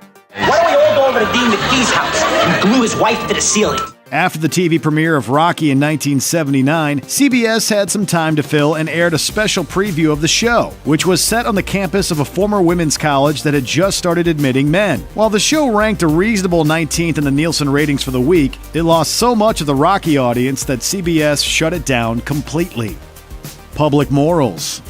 In the 80s and 90s, producer Stephen Bochco, the creator of critically acclaimed hit shows such as NYPD Blue, Hill Street Blues, and LA Law, was just about the king of TV. CBS jumped at the chance to get into the Bochco business and committed the laugh track-laden Public Morals to its fall 1996 schedule. Ratings and reviews for its October debut were dismal, and a show about a vice squad also suffered from bad timing. It premiered in an election year that included a debate over whether TV was growing too vulgar because of shows like Public Morals. CBS canceled it after just one controversial airing. Emily's Reasons Why Not. ABC reportedly spent $5 million on an ad campaign for the mid-season launch of Emily's Reasons Why Not, a 2006 sitcom about how dating is hard and weird, starring the always likable Heather Graham. Graham starred as Emily, a woman unlucky in love trying to figure out who not to date and why. Viewers must have decided there were plenty of reasons why not to give the show a chance. It lost more than a third of the audience of its lead-in and lost a quarter of the audience of The Bachelorette, the show that had occupied its time slot a year earlier, which led to ABC immediately pulling the plug. Secret Talents of the Stars. One part Circus of the Stars, one part American Idol, this reality competition show featured celebrities known for one talent demonstrating a different talent the general public didn't know they had. Just over 4.5 million people tuned in to watch. To mention just one representative example, country singer Clint Black. Try stand-up comedy. I am going to use index cards tonight. Viewers at home were supposed to vote for their favorites each week had CBS not canceled the show after its first episode in 2008. Quarter Life. High-quality TV streaming on the internet, it's common today. But in 2008, it was revolutionary. Marshall Herskovitz and Edward Zwick, creators of critically acclaimed dramas 30-something and My So-Called Life, debuted Quarter Life on MySpace, which was a hot social media platform at the time. The show was made to reflect its medium. Episodes were short and resembled YouTube clips, and it looked like it was shot on webcams or hidden cameras. While there was no real precedent for what constituted a hit streaming series in 2008, enough people watched that NBC decided to put it on terrestrial television. After taking a few episodes and pacing them together to fit an hour-long programming block, its premiere brought in just 3.1 million viewers, the worst mid-season ratings of an NBC show in nearly 2 decades. The network canceled the show and dumped the 5 remaining prepared episodes onto its cable counterpart, Bravo. South of Sunset. Eagles singer and guitarist Glenn Frey didn't fare nearly as well in his foray into dramatic television as he'd done with smooth California rock. Very few viewers got a peaceful, easy feeling with South of Sunset, a lightly comic detective show in which Fry starred as a former movie studio security chief who opens his own private investigations company in Beverly Hills. Despite CBS frequently airing ads for the show during its broadcast of the 1993 World Series just before the premiere episode, only 9% of viewers tuned their dials to South of Sunset. The Los Angeles Times reported that the show amassed the lowest premiere ratings on record for a show on one of the big three networks to date. CBS put the show on hiatus almost immediately, but South of Sunset never returned to the schedule. Osbournes Reloaded. An attempted revival of MTV's The Osbournes Reloaded, debuted in a plum post-American Idol time slot in 2009. It presented metal god Ozzy Osbourne and his family at the center of a variety show featuring pre-taped segments, sketches, audience participation bits, and musical performances. Following a high-profile preview episode, nearly 1 in 5 Fox affiliates refused to air further episodes of Osbournes Reloaded due to concerns over racy material and bad language. Critics were brutal. The Washington Post called it a revolting debacle and must-flee TV. Fox didn't even bother to air the rest of the episodes already in the can. Lawless. Fox apparently didn't learn much from CBS's disastrous South of Sunset and ordered up another series about a private investigator starring a famous non-actor. Lawless starred standout University of Oklahoma linebacker and Seattle Seahawks washout Brian the Boz Bosworth as an ex-Special Forces tough guy named John Lawless who unravels mysteries in Miami. Very few people wanted to see the Boz off the gridiron, and Fox canceled the 1997 series after its premiere episode. This just doesn't seem to be your lucky day.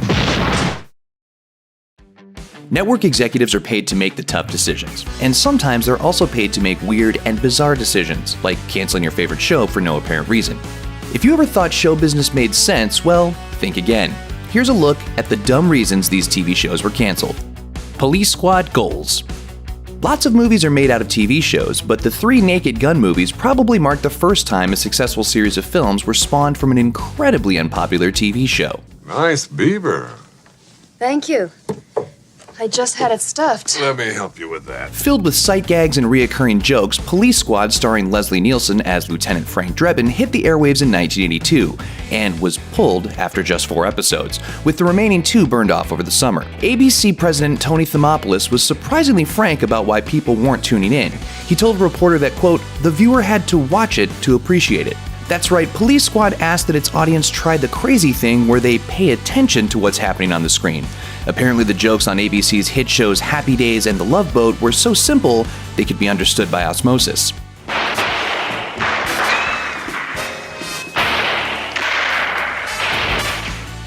Long in the tooth. Pulling in roughly 3 to 5 million viewers per week, Longmire was A&E's most watched original drama ever, and was among the top-rated dramas on cable TV during its 3-season run. Yet the network canceled it anyway. Why? Because most of those fans were too damn old. Yes, TV networks are pretty much only interested in courting the key 18 to 49 demographic, which advertisers think is the easiest group to part from their money. So because Longmire's audience wasn't gullible enough, A&E canceled it. No worries though, the show was picked up by Netflix, which doesn't have to worry about advertising trends. To rule for primetime. During the 1969-1970 TV season, CBS Chief of Programming Fred Silverman noticed that the shows getting the best advertising rates were ABC and NBC shows aimed at young and hip viewers, with multicultural casts in urban environments. CBS's shows, on the other hand, were mostly rural family shows. Silverman's solution: cancel all his farm shows and replace them with cutting-edge new city sitcoms. Out went The Red Skelton Show, Petticoat Junction, Green Acres, Lassie, and The Jim Neighbors Hour. Replacing them? Honest-to-goodness classics, including The Mary Tyler Moore Show, All in the Family, Good Times, Maude, and The Bob Newhart Show. Ratings surged among younger demographics, and Silverman's move became Hollywood legend, known ever after as the Great Rural Purge. Dynamite! The wrong kind of smart. For 26 years, LeVar Burton's beloved Reading Rainbow helped kids develop a love of reading. But in 2009, budget restrictions forced the show's cancellation because it wasn't educating kids in a government-approved fashion. Weird, right? Well, it all started with the No Child Left Behind Act, signed into law in 2002. It sought to establish new educational benchmarks for American kids, many of which would be measured with standardized test results. In that box is the bill. I don't intend to read it all. That's fine for quantifiable skills, but it's hard to measure love of reading on a standardized test. So there went the funding, but hope is not lost. Thanks to an incredibly successful Kickstarter campaign, Reading Rainbow is poised for a 21st century comeback. I am overwhelmed. Thank you so much. This is going to enable us to really, really, really do a lot of good. Marvel's Runaways is being run off the air. On Monday, November 18th, Hulu announced that Runaways will end after its fast-approaching third season, set to hit the Disney-owned streaming platform on December 13th. Deadline confirmed the news, further noting that fans will get closure with Runaways Season 3, which is said to bring the narrative to a, quote, natural close, and neatly wrap up the story that follows 6 teenage heroes whose parents belong to a coalition of supervillains. So what really happened to push Marvel TV and Hulu to axe the show? Well, you can blame the numbers for that. It's always the numbers. Sure, fans adored the show, and critics were kind to it, but Runaways was actually performing worse than its fellow Marvel superhero series. You know, the ones that were all cancelled at Netflix between late 2018 and early 2019. In a March 2019 data report, Business Insider provided analytics from Jumpshot that indicated roughly 640,000 people watched the third season of Runaways in its first week on Hulu in November 2017, with 825,000 people tuning into the second season during its first week in December 2018. That may sound like a lot of people, but it isn't. Even the bumped-up viewership number for Marvel's Runaways Season 2 was only about half the amount of people who watched the least viewed Marvel show on Netflix, the highly criticized Iron Fist, which pulled in 1.6 million viewers in the first week after dropping its second season. Unsurprisingly, Runaways couldn't hold a candle to the most-watched Netflix Marvel show at the time, Daredevil, with 5.8 million Week 1 viewers for Season 2. No! That good, huh? Sunk the 8 ball. Well, something went in. Business Insider noted that despite rising interest from Season 1 to Season 2 of Marvel's Runaways, neither installment ever reached the million-viewer mark in the first week. This could be, as the outlet stated, down to declining viewership for all of Marvel's streaming series. Viewership trends that were headed in the wrong direction for the superhero series on Netflix, followed by the rapid-fire cancellations of every single Marvel Netflix show, may have pushed more casual viewers away from Runaways, possibly because they feared the show would soon suffer the same fate as Daredevil and the like. Additionally, it isn't as though Runaways wasn't interesting or exciting. Impressive reviews and a loyal fanbase prove the opposite. But the diverging strategies that Netflix and Hulu implemented with their respective Marvel properties may have been the downfall of the combined collection of superhero shows, Marvel's Runaways included. Despite the show's low ratings, Hulu still renewed Runaways for a third season, though it seems the streamer may have ordered those final 10 episodes with the knowledge that they'd be the last ones people would ever watch. On that note, it's been clear for quite some time now that Marvel Television is experiencing major shakeups. The creation of Disney streaming platform Disney Plus meant that the Mouse House, which owns Marvel Studios and its Marvel Television division, would be creating new original series based on its gallery of superheroes, all to be produced by Marvel Studios, led by Marvel Entertainment's Chief Creative Officer Kevin Feige, rather than Marvel Television, headed up by Executive Vice President Jeff Loeb. In an apparent effort to consolidate its various properties and bring them to one place, Marvel previously cleared house at Netflix by pulling the plug on Daredevil, Iron Fist, Luke Cage, Jessica Jones, and The Punisher. With those shows done at Netflix, fans would surely have to turn elsewhere to get their superhero series fix. And where better to look than the massive streamer that will be home to a ton of Marvel shows? Could Marvel Studios executives have chatted with the TV division and the folks at Hulu about bringing Runaways to an end to further clear the path for Disney Plus's Marvel Universe to thrive? It's not out of the realm of reality. And we're all that's left? Hey, it's okay. All right, we're gonna figure it out. We have each other. What also likely contributed to Marvel's Runaways getting axed is the fact that Jeff Loeb is reportedly lined up to leave Marvel Television. The Hollywood Reporter claims that Loeb, who has served as the executive VP of Marvel TV since 2010, will make a formal announcement of his departure before the end of the month, at some point ahead of Thanksgiving Day on Thursday, November 28th. With Runaways on its way out, there are only a handful of Loeb-produced Marvel series in existence. Agents of S.H.I.E.L.D., which will end with its upcoming 7th season, Hulu's horror-themed Marvel show Hellstrom, and 4 adult-oriented animated series. It seems evident that Marvel Studios is taking over the television side of things from, well, the actual television division of the company. Marvel's Runaways isn't the only show to have become a casualty amid all this change, and it sadly may not be the last. He is hoping that what Marvel Studios has planned with its Disney Plus series will be worth all the heartache of watching so many shows get snapped away, and that the few remaining Marvel TV-backed projects live to see at least a few seasons. Futurama is a cult hit now, but the first time around, the second show from the creator of The Simpsons was never given a real shot to shine. Matt Groening became a true force in television animation after creating The Simpsons, which has aired an astonishing 600+ episodes on Fox since premiering 30 years ago in 1989. In the late 90s, with The Simpsons having become a cultural phenomenon, Fox began to express interest in a new show from Groening. He came back to Fox with the show that would eventually become Futurama. Shut up and take my money! It should have been a surefire hit. Instead, though, Groening says that Fox seemingly never really wanted Futurama to succeed, and even sabotaged their own show rather than let Groening have another hit. During an interview with Mother Jones, Groening had some not-so-great things to say about working with Fox execs in Hollywood. You can't believe what babies people are. It's really like being in junior high school. Groening even said that Fox executives weren't fans of The Simpsons either, revealing you can't expect people to behave in their own best interest. It's in Fox's best interest for this show to be a success, but they'd rather mess with the show and have them fail than allow creators independence and let them succeed. They don't like The Simpsons at Fox. So, how did this affect Futurama? The network moved the show around from time slot to time slot, then let it die a quiet death in 2003 before it was eventually revived by Comedy Central a few years later.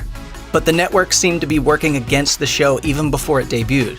When Futurama was originally coming down the pike, Groening wanted Futurama to air at 8:30 p.m. on Sundays, directly after The Simpsons and ahead of The X-Files, in order to give the show the best chance to find a large audience. This seemed like a no-brainer, but Fox disagreed, for whatever reason, choosing instead to show only 2 episodes of Futurama in the Sunday night lineup before moving the series to a much less desirable Tuesday night time slot.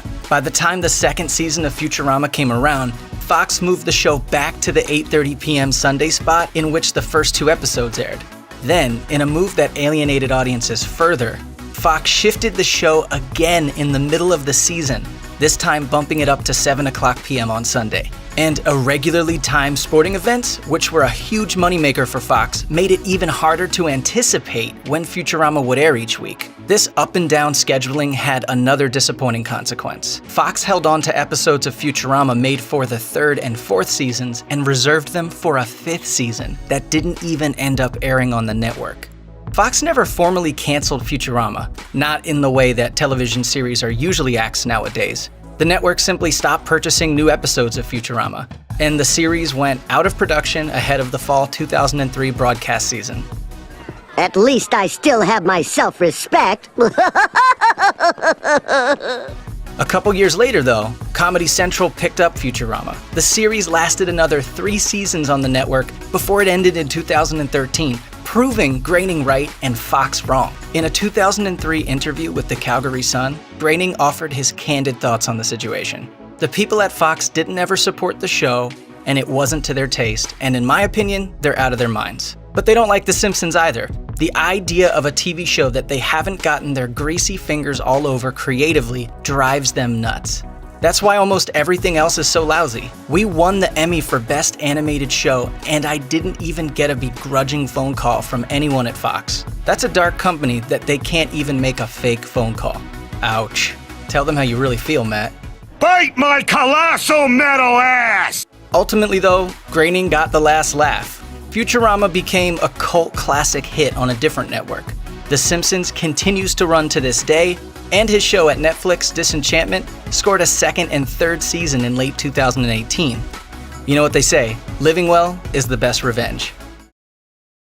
Here are the stories of some of the most popular shows about cool teenagers that aired in the 1990s, and the reasons they had to grow up, move on, and leave the airwaves. Good Morning, Miss Bliss, a short-lived Disney Channel vehicle for former child star Hayley Mills about an Indiana teacher, was revamped by NBC into Saved by the Bell, a show about super cool Bayside California teen Zach Morris. The fourth wall-breaking Ferris Bueller-like character was supported in his schemes by his inner circle: mega nerd Screech, jock AC Slater, fashionista Lisa Turtle, overachiever Jesse Spano, and sometimes girlfriend Kelly Kapowski. They also had a band called the Zack Attack and hung out in a diner called The Max, run by a magician. Saved by the Bell was kind of weird, but it was a smash hit on NBC's Saturday morning schedule from 1989 to 1993. So why did it have to end? I'm sorry, Zach. I wish there was a way we could still put on the show so you could be in it. The characters on the show aged in real time, and 4 years is as long as high school lasts. Not only were they scheduled to move on from Bayside High, but Tiffany Thiessen and Elizabeth Berkley left the show midway through the 1992-1993 season. NBC wasn't ready to say goodbye, so it launched the primetime continuation Saved by the Bell: The College Years, which found Zach out of his element as a freshman at California University along with most of his high school friends. Viewers apparently weren't interested in a non-Bayside High Belle, and the show bombed, ranking at number 88 in the ratings for the 1993-94 season, which was its only season. Undaunted, the studio launched yet another spin-off, Saved by the Bell: The New Class, which actually ended up outlasting every other iteration of the show during its 7-season run. Proving your high school years are always a part of you, members of the original cast reunited for a Saved by the Bell revival in 2020, streaming on NBC's Peacock platform. Beverly Hills 90210 was arguably the starting point and inspiration for all 90s teen culture. Not long after its premiere on Fox in 1990, the soap became the hottest show on the air for millions of young Americans. Fans needed to know what happened in the social lives of Brandon and Brenda Walsh, Minnesota transplants who moved to a certain ritzy Los Angeles suburb along with their various friends and romantic partners. Brenda's relationship with Dylan became iconic for millions of teens, who bought magazines and posters featuring the show's photogenic cast. Beverly Hills 90210 proved so popular and vital to the rise and continued success of Fox that the network kept it on the air. It evolved from a high school show to a college show, then simply one about the lives of young adults. By the year 2000, 10 years after its debut, 90210 was the longest-running drama on American nighttime TV, although much of the original cast had long since left and been replaced by new, similarly good-looking people. With the show long in the tooth and its characters nearing their 30s, Fox canceled the once mighty teen soap after nearly 300 episodes.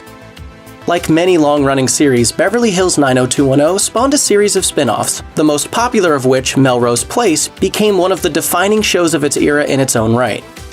That tradition continued in 2008 with 90210, a spin-off that focused on the lives of a different group of teens in the ritzy area code. After that show left the air in 2013, yet another series, BH 90210, reunited the original cast in 2019, this time with the actors playing fictionalized versions of themselves. It's an appealingly weird idea, but viewers weren't interested. BH 90210 left the airwaves after only 6 episodes. Now we get to sit around and wait and see if we get picked up. Oh, that's a formality, right? I mean, it's the reboot of 90210, no-brainer. At the peak of Beverly Hills 90210's success came My So-Called Life, an extremely low-key drama about a girl right in the middle of the social chain struggling with adolescence and her parents' expectations and perceptions of her. Stories told with copious narration from 15-year-old Claire Danes, who starred as quiet, introspective Angela Chase. I've been kissed 3 times. No, 4 times. No, 3 times. The show became a cult hit and critical darling, praised for its sensitive, non-condescending, and realistic portrayal of teenage life, and Danes became one of the youngest performers to ever be nominated in a lead acting category at the Emmy Awards. However, My So-Called Life was not even remotely a hit, ranking as the 116th most watched show of the 1994-1995 TV season and the least watched program on ABC overall. That's probably because the network scheduled it Thursdays at 8 against NBC's juggernaut must-see TV sitcom lineup. My So-Called Life went head-to-head with Mad About You and a brand new sitcom called Friends, which would become iconic for the generation at whom My So-Called Life was directed. After 1 season, ABC canceled its groundbreaking teen drama. When Clarissa Explains It All hit Nickelodeon in 1991, it was like nothing else on TV at the time. Melissa Joan Hart starred as adolescent Clarissa Darling, who talked to the audience to explain her life, the actions of others, and any other number of quirks of the human existence. Clarissa became a role model for her creative flair, abundant confidence, and wacky sense of humor.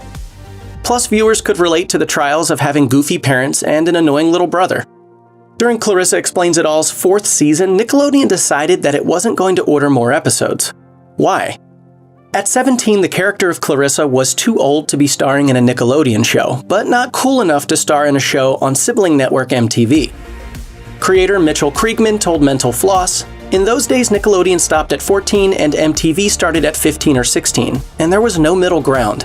They didn't cross that line because that was MTV territory, and the attitude of MTV was way different than the attitude of Nickelodeon." Kriegman attempted to skip the demographic pigeonholing altogether, and in 1995 pitched to CBS a continuation called Clarissa, in which the college-age title character lands an internship at a New York newspaper. It never became a series. The early Fox network took some chances, airing shows far edgier and more unusual than the stuff seen on the other major broadcast networks.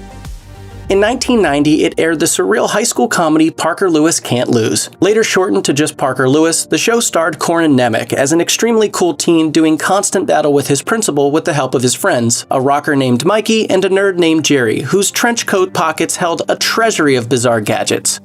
Shot in the film-like single-camera format, when studio audiences and laugh tracks were the norm, Parker Lewis's quick cuts, weird camera angles, and special effects certainly put it ahead of its time. After 3 seasons, both show and network were changing rapidly. Co-creator Clyde Phillips told The Hollywood Reporter, "The danger when you do a high school show is that your characters have to grow, and in fact, they have to grow out of high school."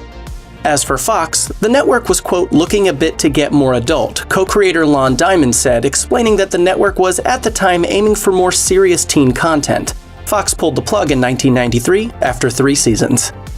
Teenage singer Brandy was everywhere in the mid-90s, releasing a slew of R&B-tinged pop smashes like I Wanna Be Down, Baby, and The Boy Is Mine. In 1996, UPN capitalized on Brandy's high status with teenagers and gave her a sitcom, signing her to star on Moesha as Moesha, a Los Angeles teen going through the normal trials and tribulations of American adolescent life. At a big event in New York's Madison Square Garden in May 2001, UPN announced its big moves for its slate of programming set to debut the following fall.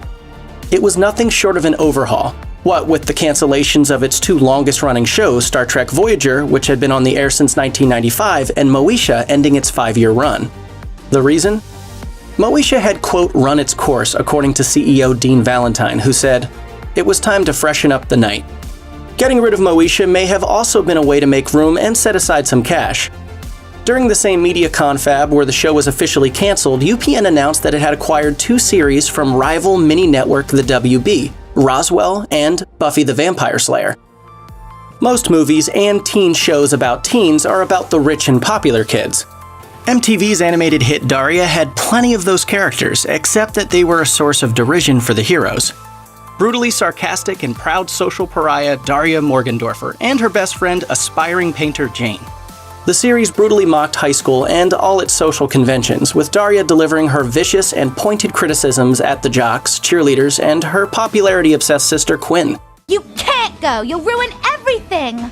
You know, I really should broaden my social horizons. Daria, which debuted in 1997 as a spin-off of MTV's Beavis and Butthead, came about when the network needed a show to attract female audiences. Showrunner Glenn Eichler was left mostly to his own devices, and MTV offered him and his team full creative freedom to make the show they wanted. That also meant he got to end it on his own terms when he was ready, and he wrapped up after 5 seasons with a TV movie about Daria's graduation. But there's a good chance Daria wouldn't have made it to another season, even if Eichler had wanted to do that. He told Variety, "Not too long after the series ended, MTV Animation imploded, so I don't know if we would have even made it to a 6th year." Ryan Murphy has created a lot of shows. In addition to provocative stuff for grown-ups like Nip Tuck, Pose, and American Horror Story, he's probably best known for getting Glee on the air. But he honed his teen TV chops with his first ever series, the darkly comic high school soap Popular, which hit the WB in 1999. It was about 2 very different teenagers, cheerleader Brooke and school newspaper editor Sam, forced into togetherness when their respective single parents marry. Popular seemingly fit right in with the WB's late 90s lineup of teen fare like Dawson's Creek and Roswell. But Murphy later claimed that there was a disconnect between his progressive vision for the show and what the network wanted it to be. He told Entertainment Weekly, "They never got me, and they kept trying to turn me into something else. They would give me notes like the Mary Cherry character, like could she be less gay?" Even though I'm depressed and feel life has no meaning since that editorial, this restaurant always makes me feel so pretty. Overall, he, quote, didn't have a good experience making Popular.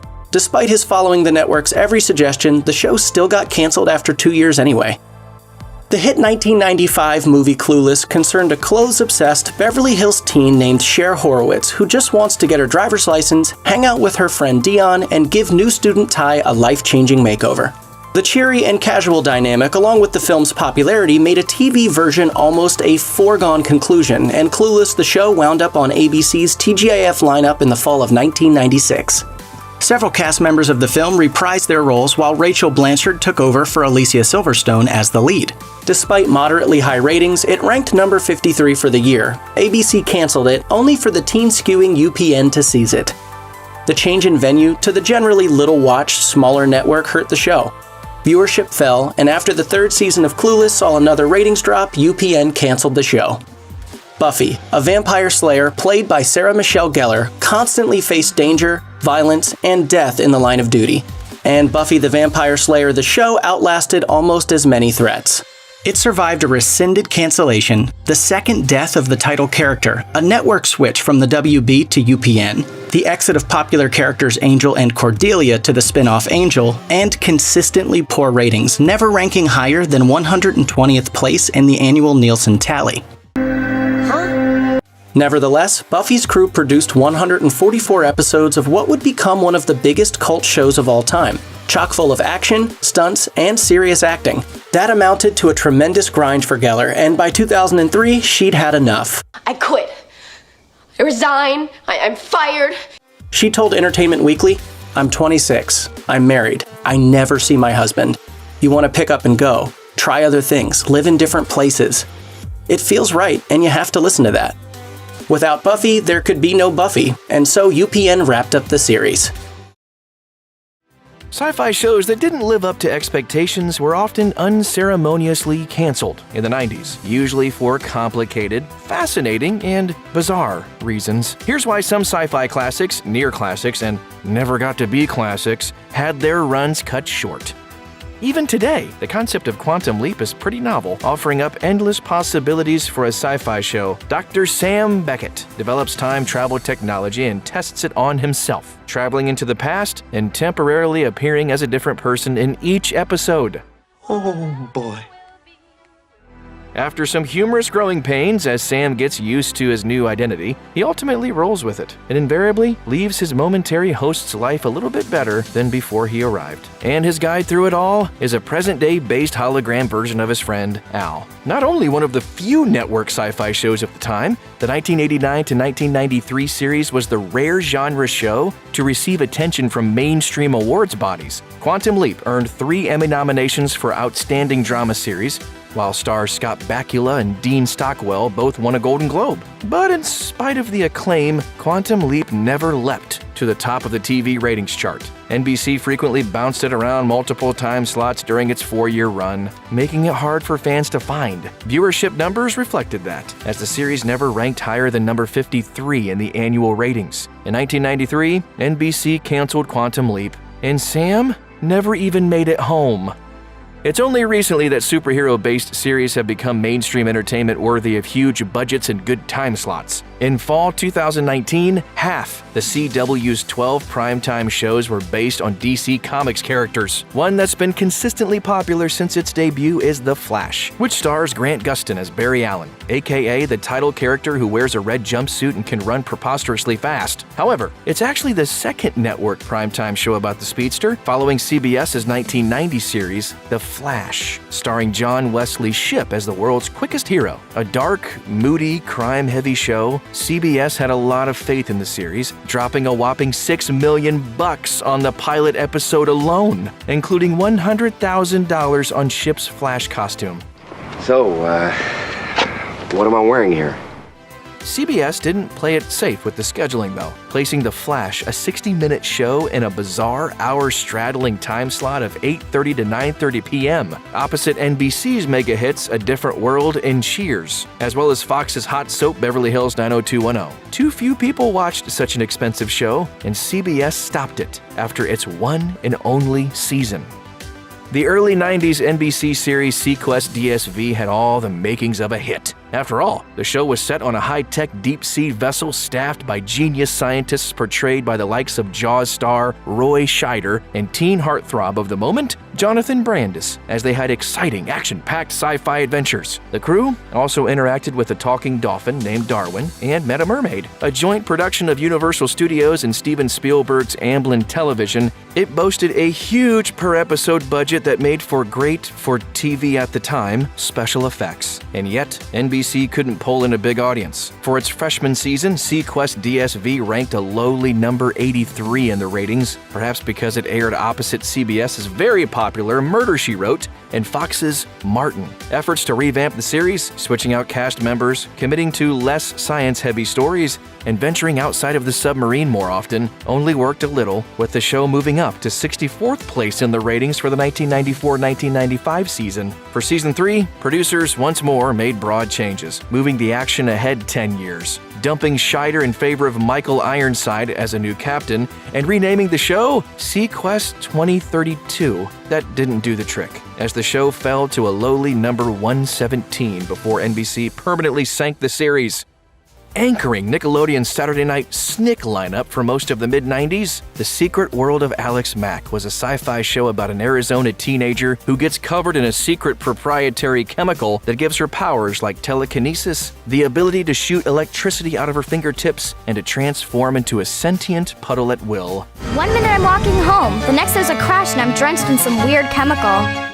The powers were difficult to control and often arbitrary, making The Secret World of Alex Mack a sci-fi allegory about the constantly baffling weirdness of adolescence. Alex Mack ran on Nickelodeon from 1994 to 1998, and the network was more than willing to greenlight a 5th season. Executive producer and co-creator Tommy Lynch took star Larissa Oleynik, along with her mother and manager, out to a fancy dinner at a Hollywood restaurant. There, he formally presented his offer for Season 5, which also included a substantial amount of money and a proposal of an Alex Mack movie. However, Oleynik said no thanks. The actress told HuffPost, "It was an incredible thing he was offering me, and I knew that at the time, but I was a little burnout." She wanted to finish high school and attend college, and also leave the Alex Mack character where she was at with the conclusion of Season 4. As Oleynik explained, she was starting to grow up. In that last season, she gets a boyfriend. I just kind of wanted to keep it innocent.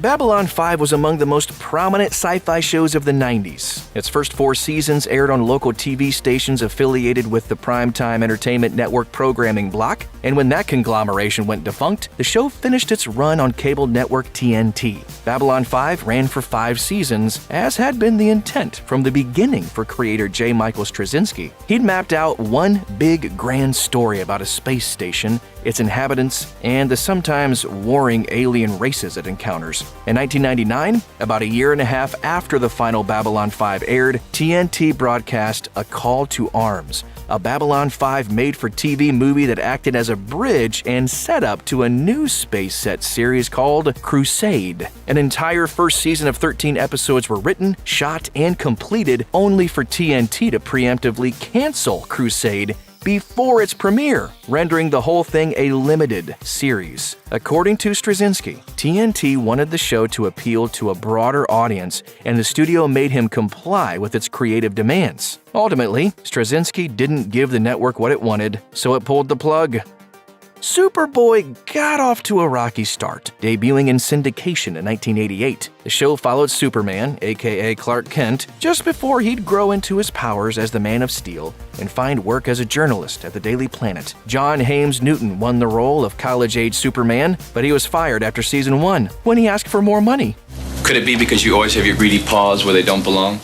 That also happened to be around the same time he arguably violated a morals clause in his contract with a public drunkenness arrest. Producer Ilya Salkind replaced him with a 31-year-old baby-faced model-turned-actor Gerard Christopher, who proved a good fit. The ratings for the newly rebranded The Adventures of Superboy flew into the list of the 10 most-watched syndicated TV series a few episodes after his arrival. The Adventures of Superboy ran for 100 episodes over 4 seasons, and it was popular enough to keep going. But Superman controlling studio Warner Brothers wouldn't have it. It started work on a new Superman TV series, Lois and Clark, The New Adventures of Superman, set to air in primetime on network television, making it a much more high-profile project than the lowly syndicated Superboy. Warner not only wouldn't renew the show, but the studio filed paperwork regarding Saul Kine's right to make Superman television, preventing even Superboy reruns from airing.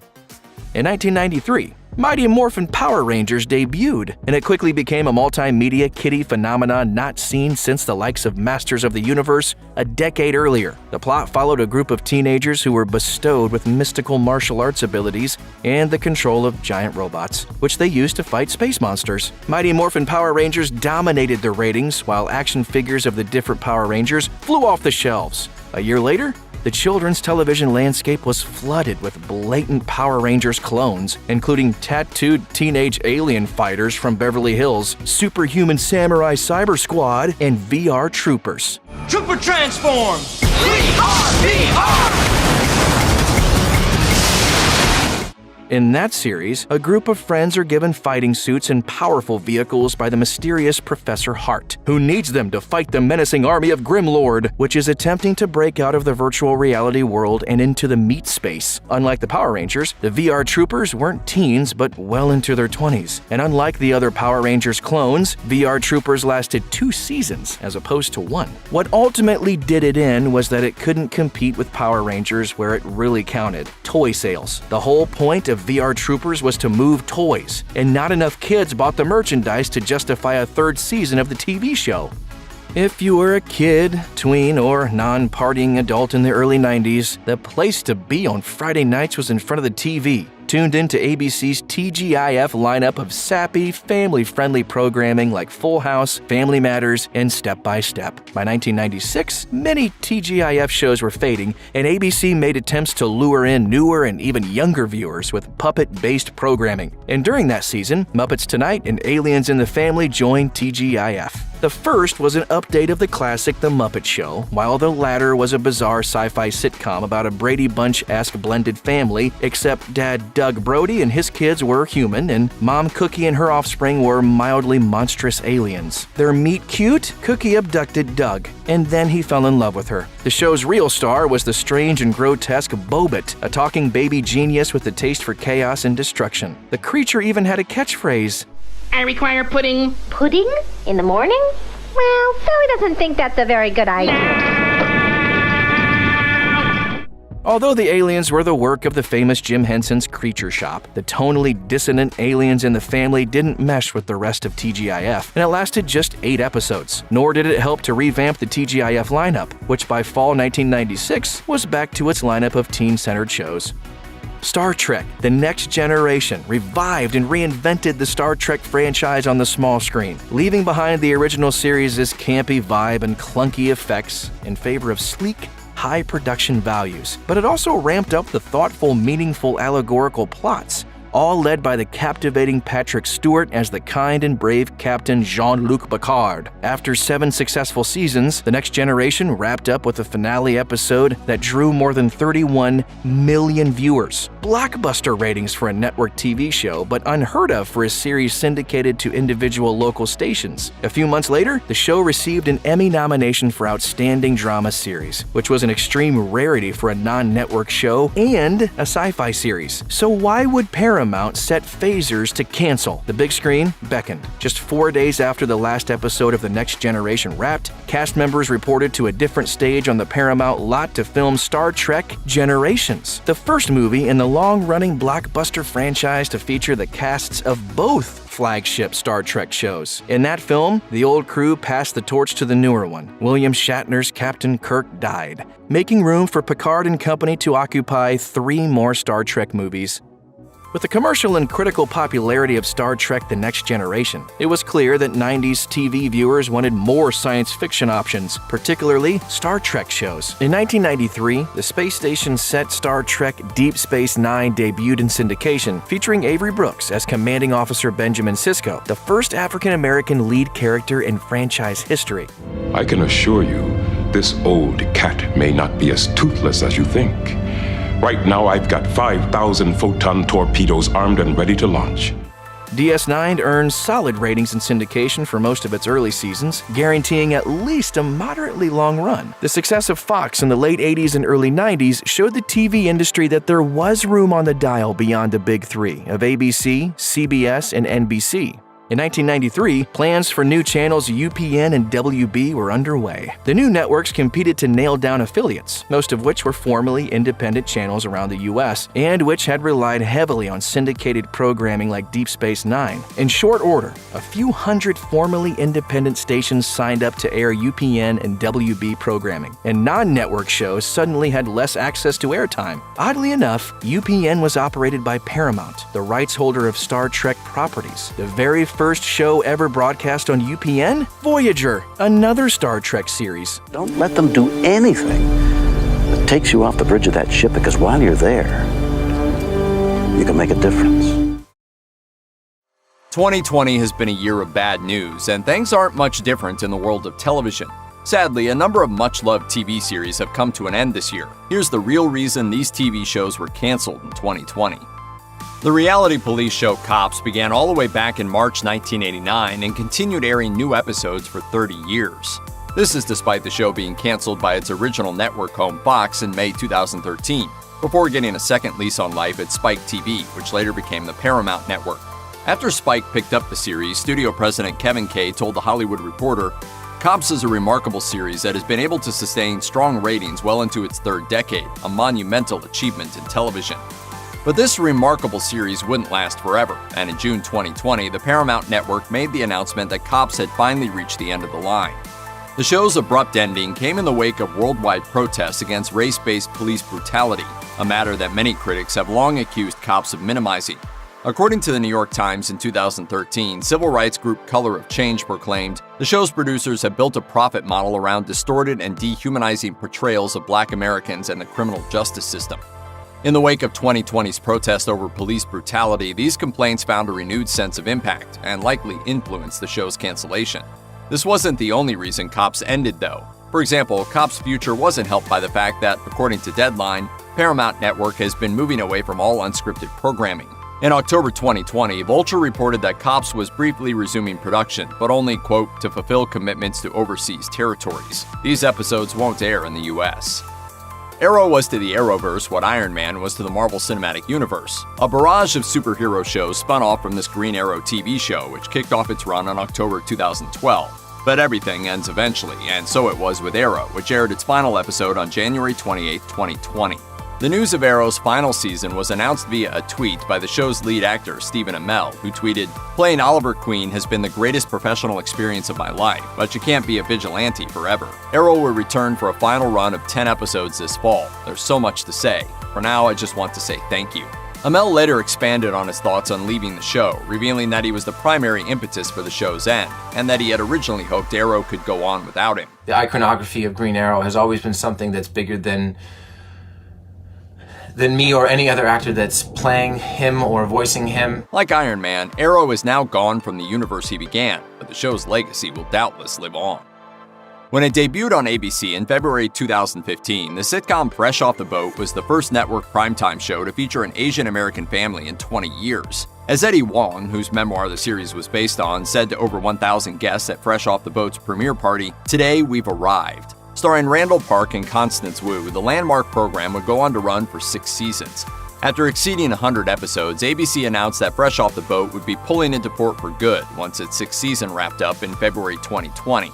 In a statement regarding the show's cancellation, ABC President Kerry Burke said, "We couldn't be prouder of this game-changing show and the impact it has had on our cultural landscape."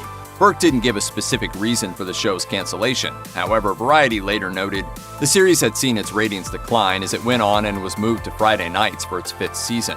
Diminishing ratings would easily explain the show's cancellation, as would the increasingly busy schedules of its lead actors. Nevertheless, a powerful legacy of Fresh Off the Boat is certain to keep on resonating for years to come. In June 2019, The Good Place creator Michael Schur dropped a bombshell about his beloved NBC comedy. The show would be wrapping up after its 4th season. Where many of the cancellations in 2020 happened at the whims of network executives, The Good Place ended exactly when its creator wanted it to. Schur explained, "After The Good Place was picked up for season 2, the writing staff and I began to map out as best we could the trajectory of the show. Given the ideas we wanted to explore and the pace at which we wanted to present those ideas, I began to feel like 4 seasons, just over 50 episodes, was the right lifespan. This aligned with prior comments Schur made about the temporary nature of The Good Place. In particular, Schur mentioned to The Hollywood Reporter in December 2018, "This is not a show that's destined to be on for 9 years. It's not a 200-episode Friends kind of deal. It's not a hangout show." It's understandable if Good Place fans wanted the show to go on forever. After all, nobody wants to see their favorite show come to an end. But those fans can at least rest assured that Schur and his team were satisfied with the final series, and that The Good Place got to end on its own forking terms. Take it sleazy. The original Penny Dreadful, which also ended before its time in 2016, received widespread critical acclaim. The first season's Rotten Tomatoes consensus declared that, skillfully shot and superbly acted, Penny Dreadful is perplexing in a good way, even if it's a bit silly at times. More than that, the original series also established its own dedicated fan base. So given how widely liked the program was, it was inevitable that a spin-off would continue the Penny Dreadful saga. Enter Penny Dreadful City of Angels, which took the franchise across the pond to Los Angeles, gave it a fresh 1930s setting, and featured a brand new cast. While the show's creator, John Logan, publicly teased details for a second season of City of Angels, the spin-off sadly wasn't made to last. In a statement, the show's network Showtime said, "Showtime has decided not to move forward with another season of Penny Dreadful City of Angels. We would like to thank executive producers John Logan, Michael Aguilar, and the entire cast and crew for their outstanding work on this project." No reason was given for the cancellation, but speculation has attributed it to low viewership. According to Screen Rant, the series premiere only brought in around 800,000 viewers, and things only went downhill from there. By the finale, only around 650,000 people were watching. With numbers like that, it's probably no surprise that City of Angels was sent straight to TV hell. In May 2019, Deadline wrote, "Netflix might be rewriting the rule book with a business model that involves shows often running for 2 to 3 seasons. Sadly, this practice has led to criminally short runs for shows like Daredevil and Altered Carbon. One exception to this rule, however, is the Ashton Kutcher sitcom The Ranch. The half-hour comedy kicked off its run in April 2016 and proceeded to go on for 8 seasons and 80 episodes, before finally wrapping up in January 2020. Reporting on the show's cancellation, Deadline suggested that the show had never been expected to go beyond 4 seasons. The idea that The Ranch would go on its own terms was reflected in comments by its leading man, who told WTF with Mark Maron, "The story of The Ranch was told. I love everything that we did. Netflix owns the show, so it's not like there was this big syndication boom that was going to come if we shot 2 more seasons. And although The Ranch has been put out to pasture, it can at least hold its head high, since it managed to surpass Fuller House and claim the title of Netflix's longest-running multi-camera comedy." In 2019, Variety announced, "The Empire has fallen." Fox announced Monday that music drama Empire's recently announced 6th season will be the show's last. The news came as a shock for Empire creator Lee Daniels, however, who didn't expect the show to end so soon. He told The Wrap, "I was surprised, honestly. I was told that it was possible this could happen, but it has become realer and realer the closer we get to the end, and I am sad. Sad that our show is done." So just why did Empire crumble after 6 seasons? Fox gave no official word on the matter, but The Hollywood Reporter noted that the show's shift to being a Disney-owned show likely played a part in the matter. The outlet also noted that Jussie Smollett's ongoing legal affairs probably had an impact on the show's premature end. It also can't be forgotten that Empire suffered a sharp drop in ratings over the years, going from 9.9 million viewers for its season premiere to just 2.9 million viewers for the series finale. The reasons for Empire's abrupt ending were many, though the drama surrounding the show didn't end with its cancellation. Unfortunately, the 20-episode final season was cut down by 2 episodes due to the COVID-19 pandemic. This didn't just result in a shorter season, it meant that Empire's intended series finale was never filmed, wrapping the show's run on a very sour note indeed. For a long time, it appeared that Supernatural would never end. Having kicked off in September 2005, the fantastical exploits of Sam and Dean Winchester managed to go on for 15 seasons and a whopping 320 episodes. And sure, the dynamic duo managed to conquer a variety of otherworldly beings in that time span, but even they couldn't defeat the prospect of cancellation. The news that Supernatural's 15th season would be its last was announced via Jared Padalecki's Instagram account. He wrote, "Dear SPN family, Season 1, Jensen Ackles and I want you to know that next season, Season 15, will be the last season of Supernatural." Fellow lead actor Jensen Ackles said the decision to end the show was an intentional one, explaining, "It was months and months, if not years of discussion between he and I, between the rest of the cast, between crew, between our writers, between our producers, between the studio, between the network. Nobody wanted to see this show fizzle out." True to form, Supernatural's final season has managed to go on much longer than expected. The series was originally set to conclude in May 2020, but the COVID-19 pandemic shut down filming for the final season. The production was only able to resume in August, meaning that the Supernatural series finale won't air until November 19, 2020, 5 months later than originally intended. Netflix's first original animated cartoon aimed at adults kicked off its run in August 2014. Initial reviews were mixed, but it wasn't long before BoJack Horseman had become one of the most critically acclaimed shows around. Oh no! The responsibilities are already starting! In particular, BoJack was lauded for its inimitable mix of lighthearted humor and heart-wrenching forays into addiction, depression, and the dark side of Hollywood. The show's Rotten Tomato consensus for Season 6 reads, "Bittersweet and brilliant to the very end, BoJack Horseman's final season manages to keep surprising viewers with its empathy and depth, solidifying its place as one of TV's greatest offerings." And at long last, BoJack Horseman came to an end in January 2020. The conclusion was not one imposed by the show's creator, Raphael Bob Waxberg, but rather came from Netflix, which gave Bob Waxberg advance warning that the end was near. As he told IndieWire, "They don't have to do that, obviously, but I said I would appreciate it if I could have the forewarning to give the show a proper finale and not set up some cliffhangers that will never pay off." So when they picked up Season 6, they said, "Hey, remember how you asked for that heads up? We think that this is your heads up." While BoJack Horseman may have come to an end, it at least went out on a genuine high and cemented itself as one of the funniest and most emotional shows of the last decade. Really, in the end, isn't that all you can ask for?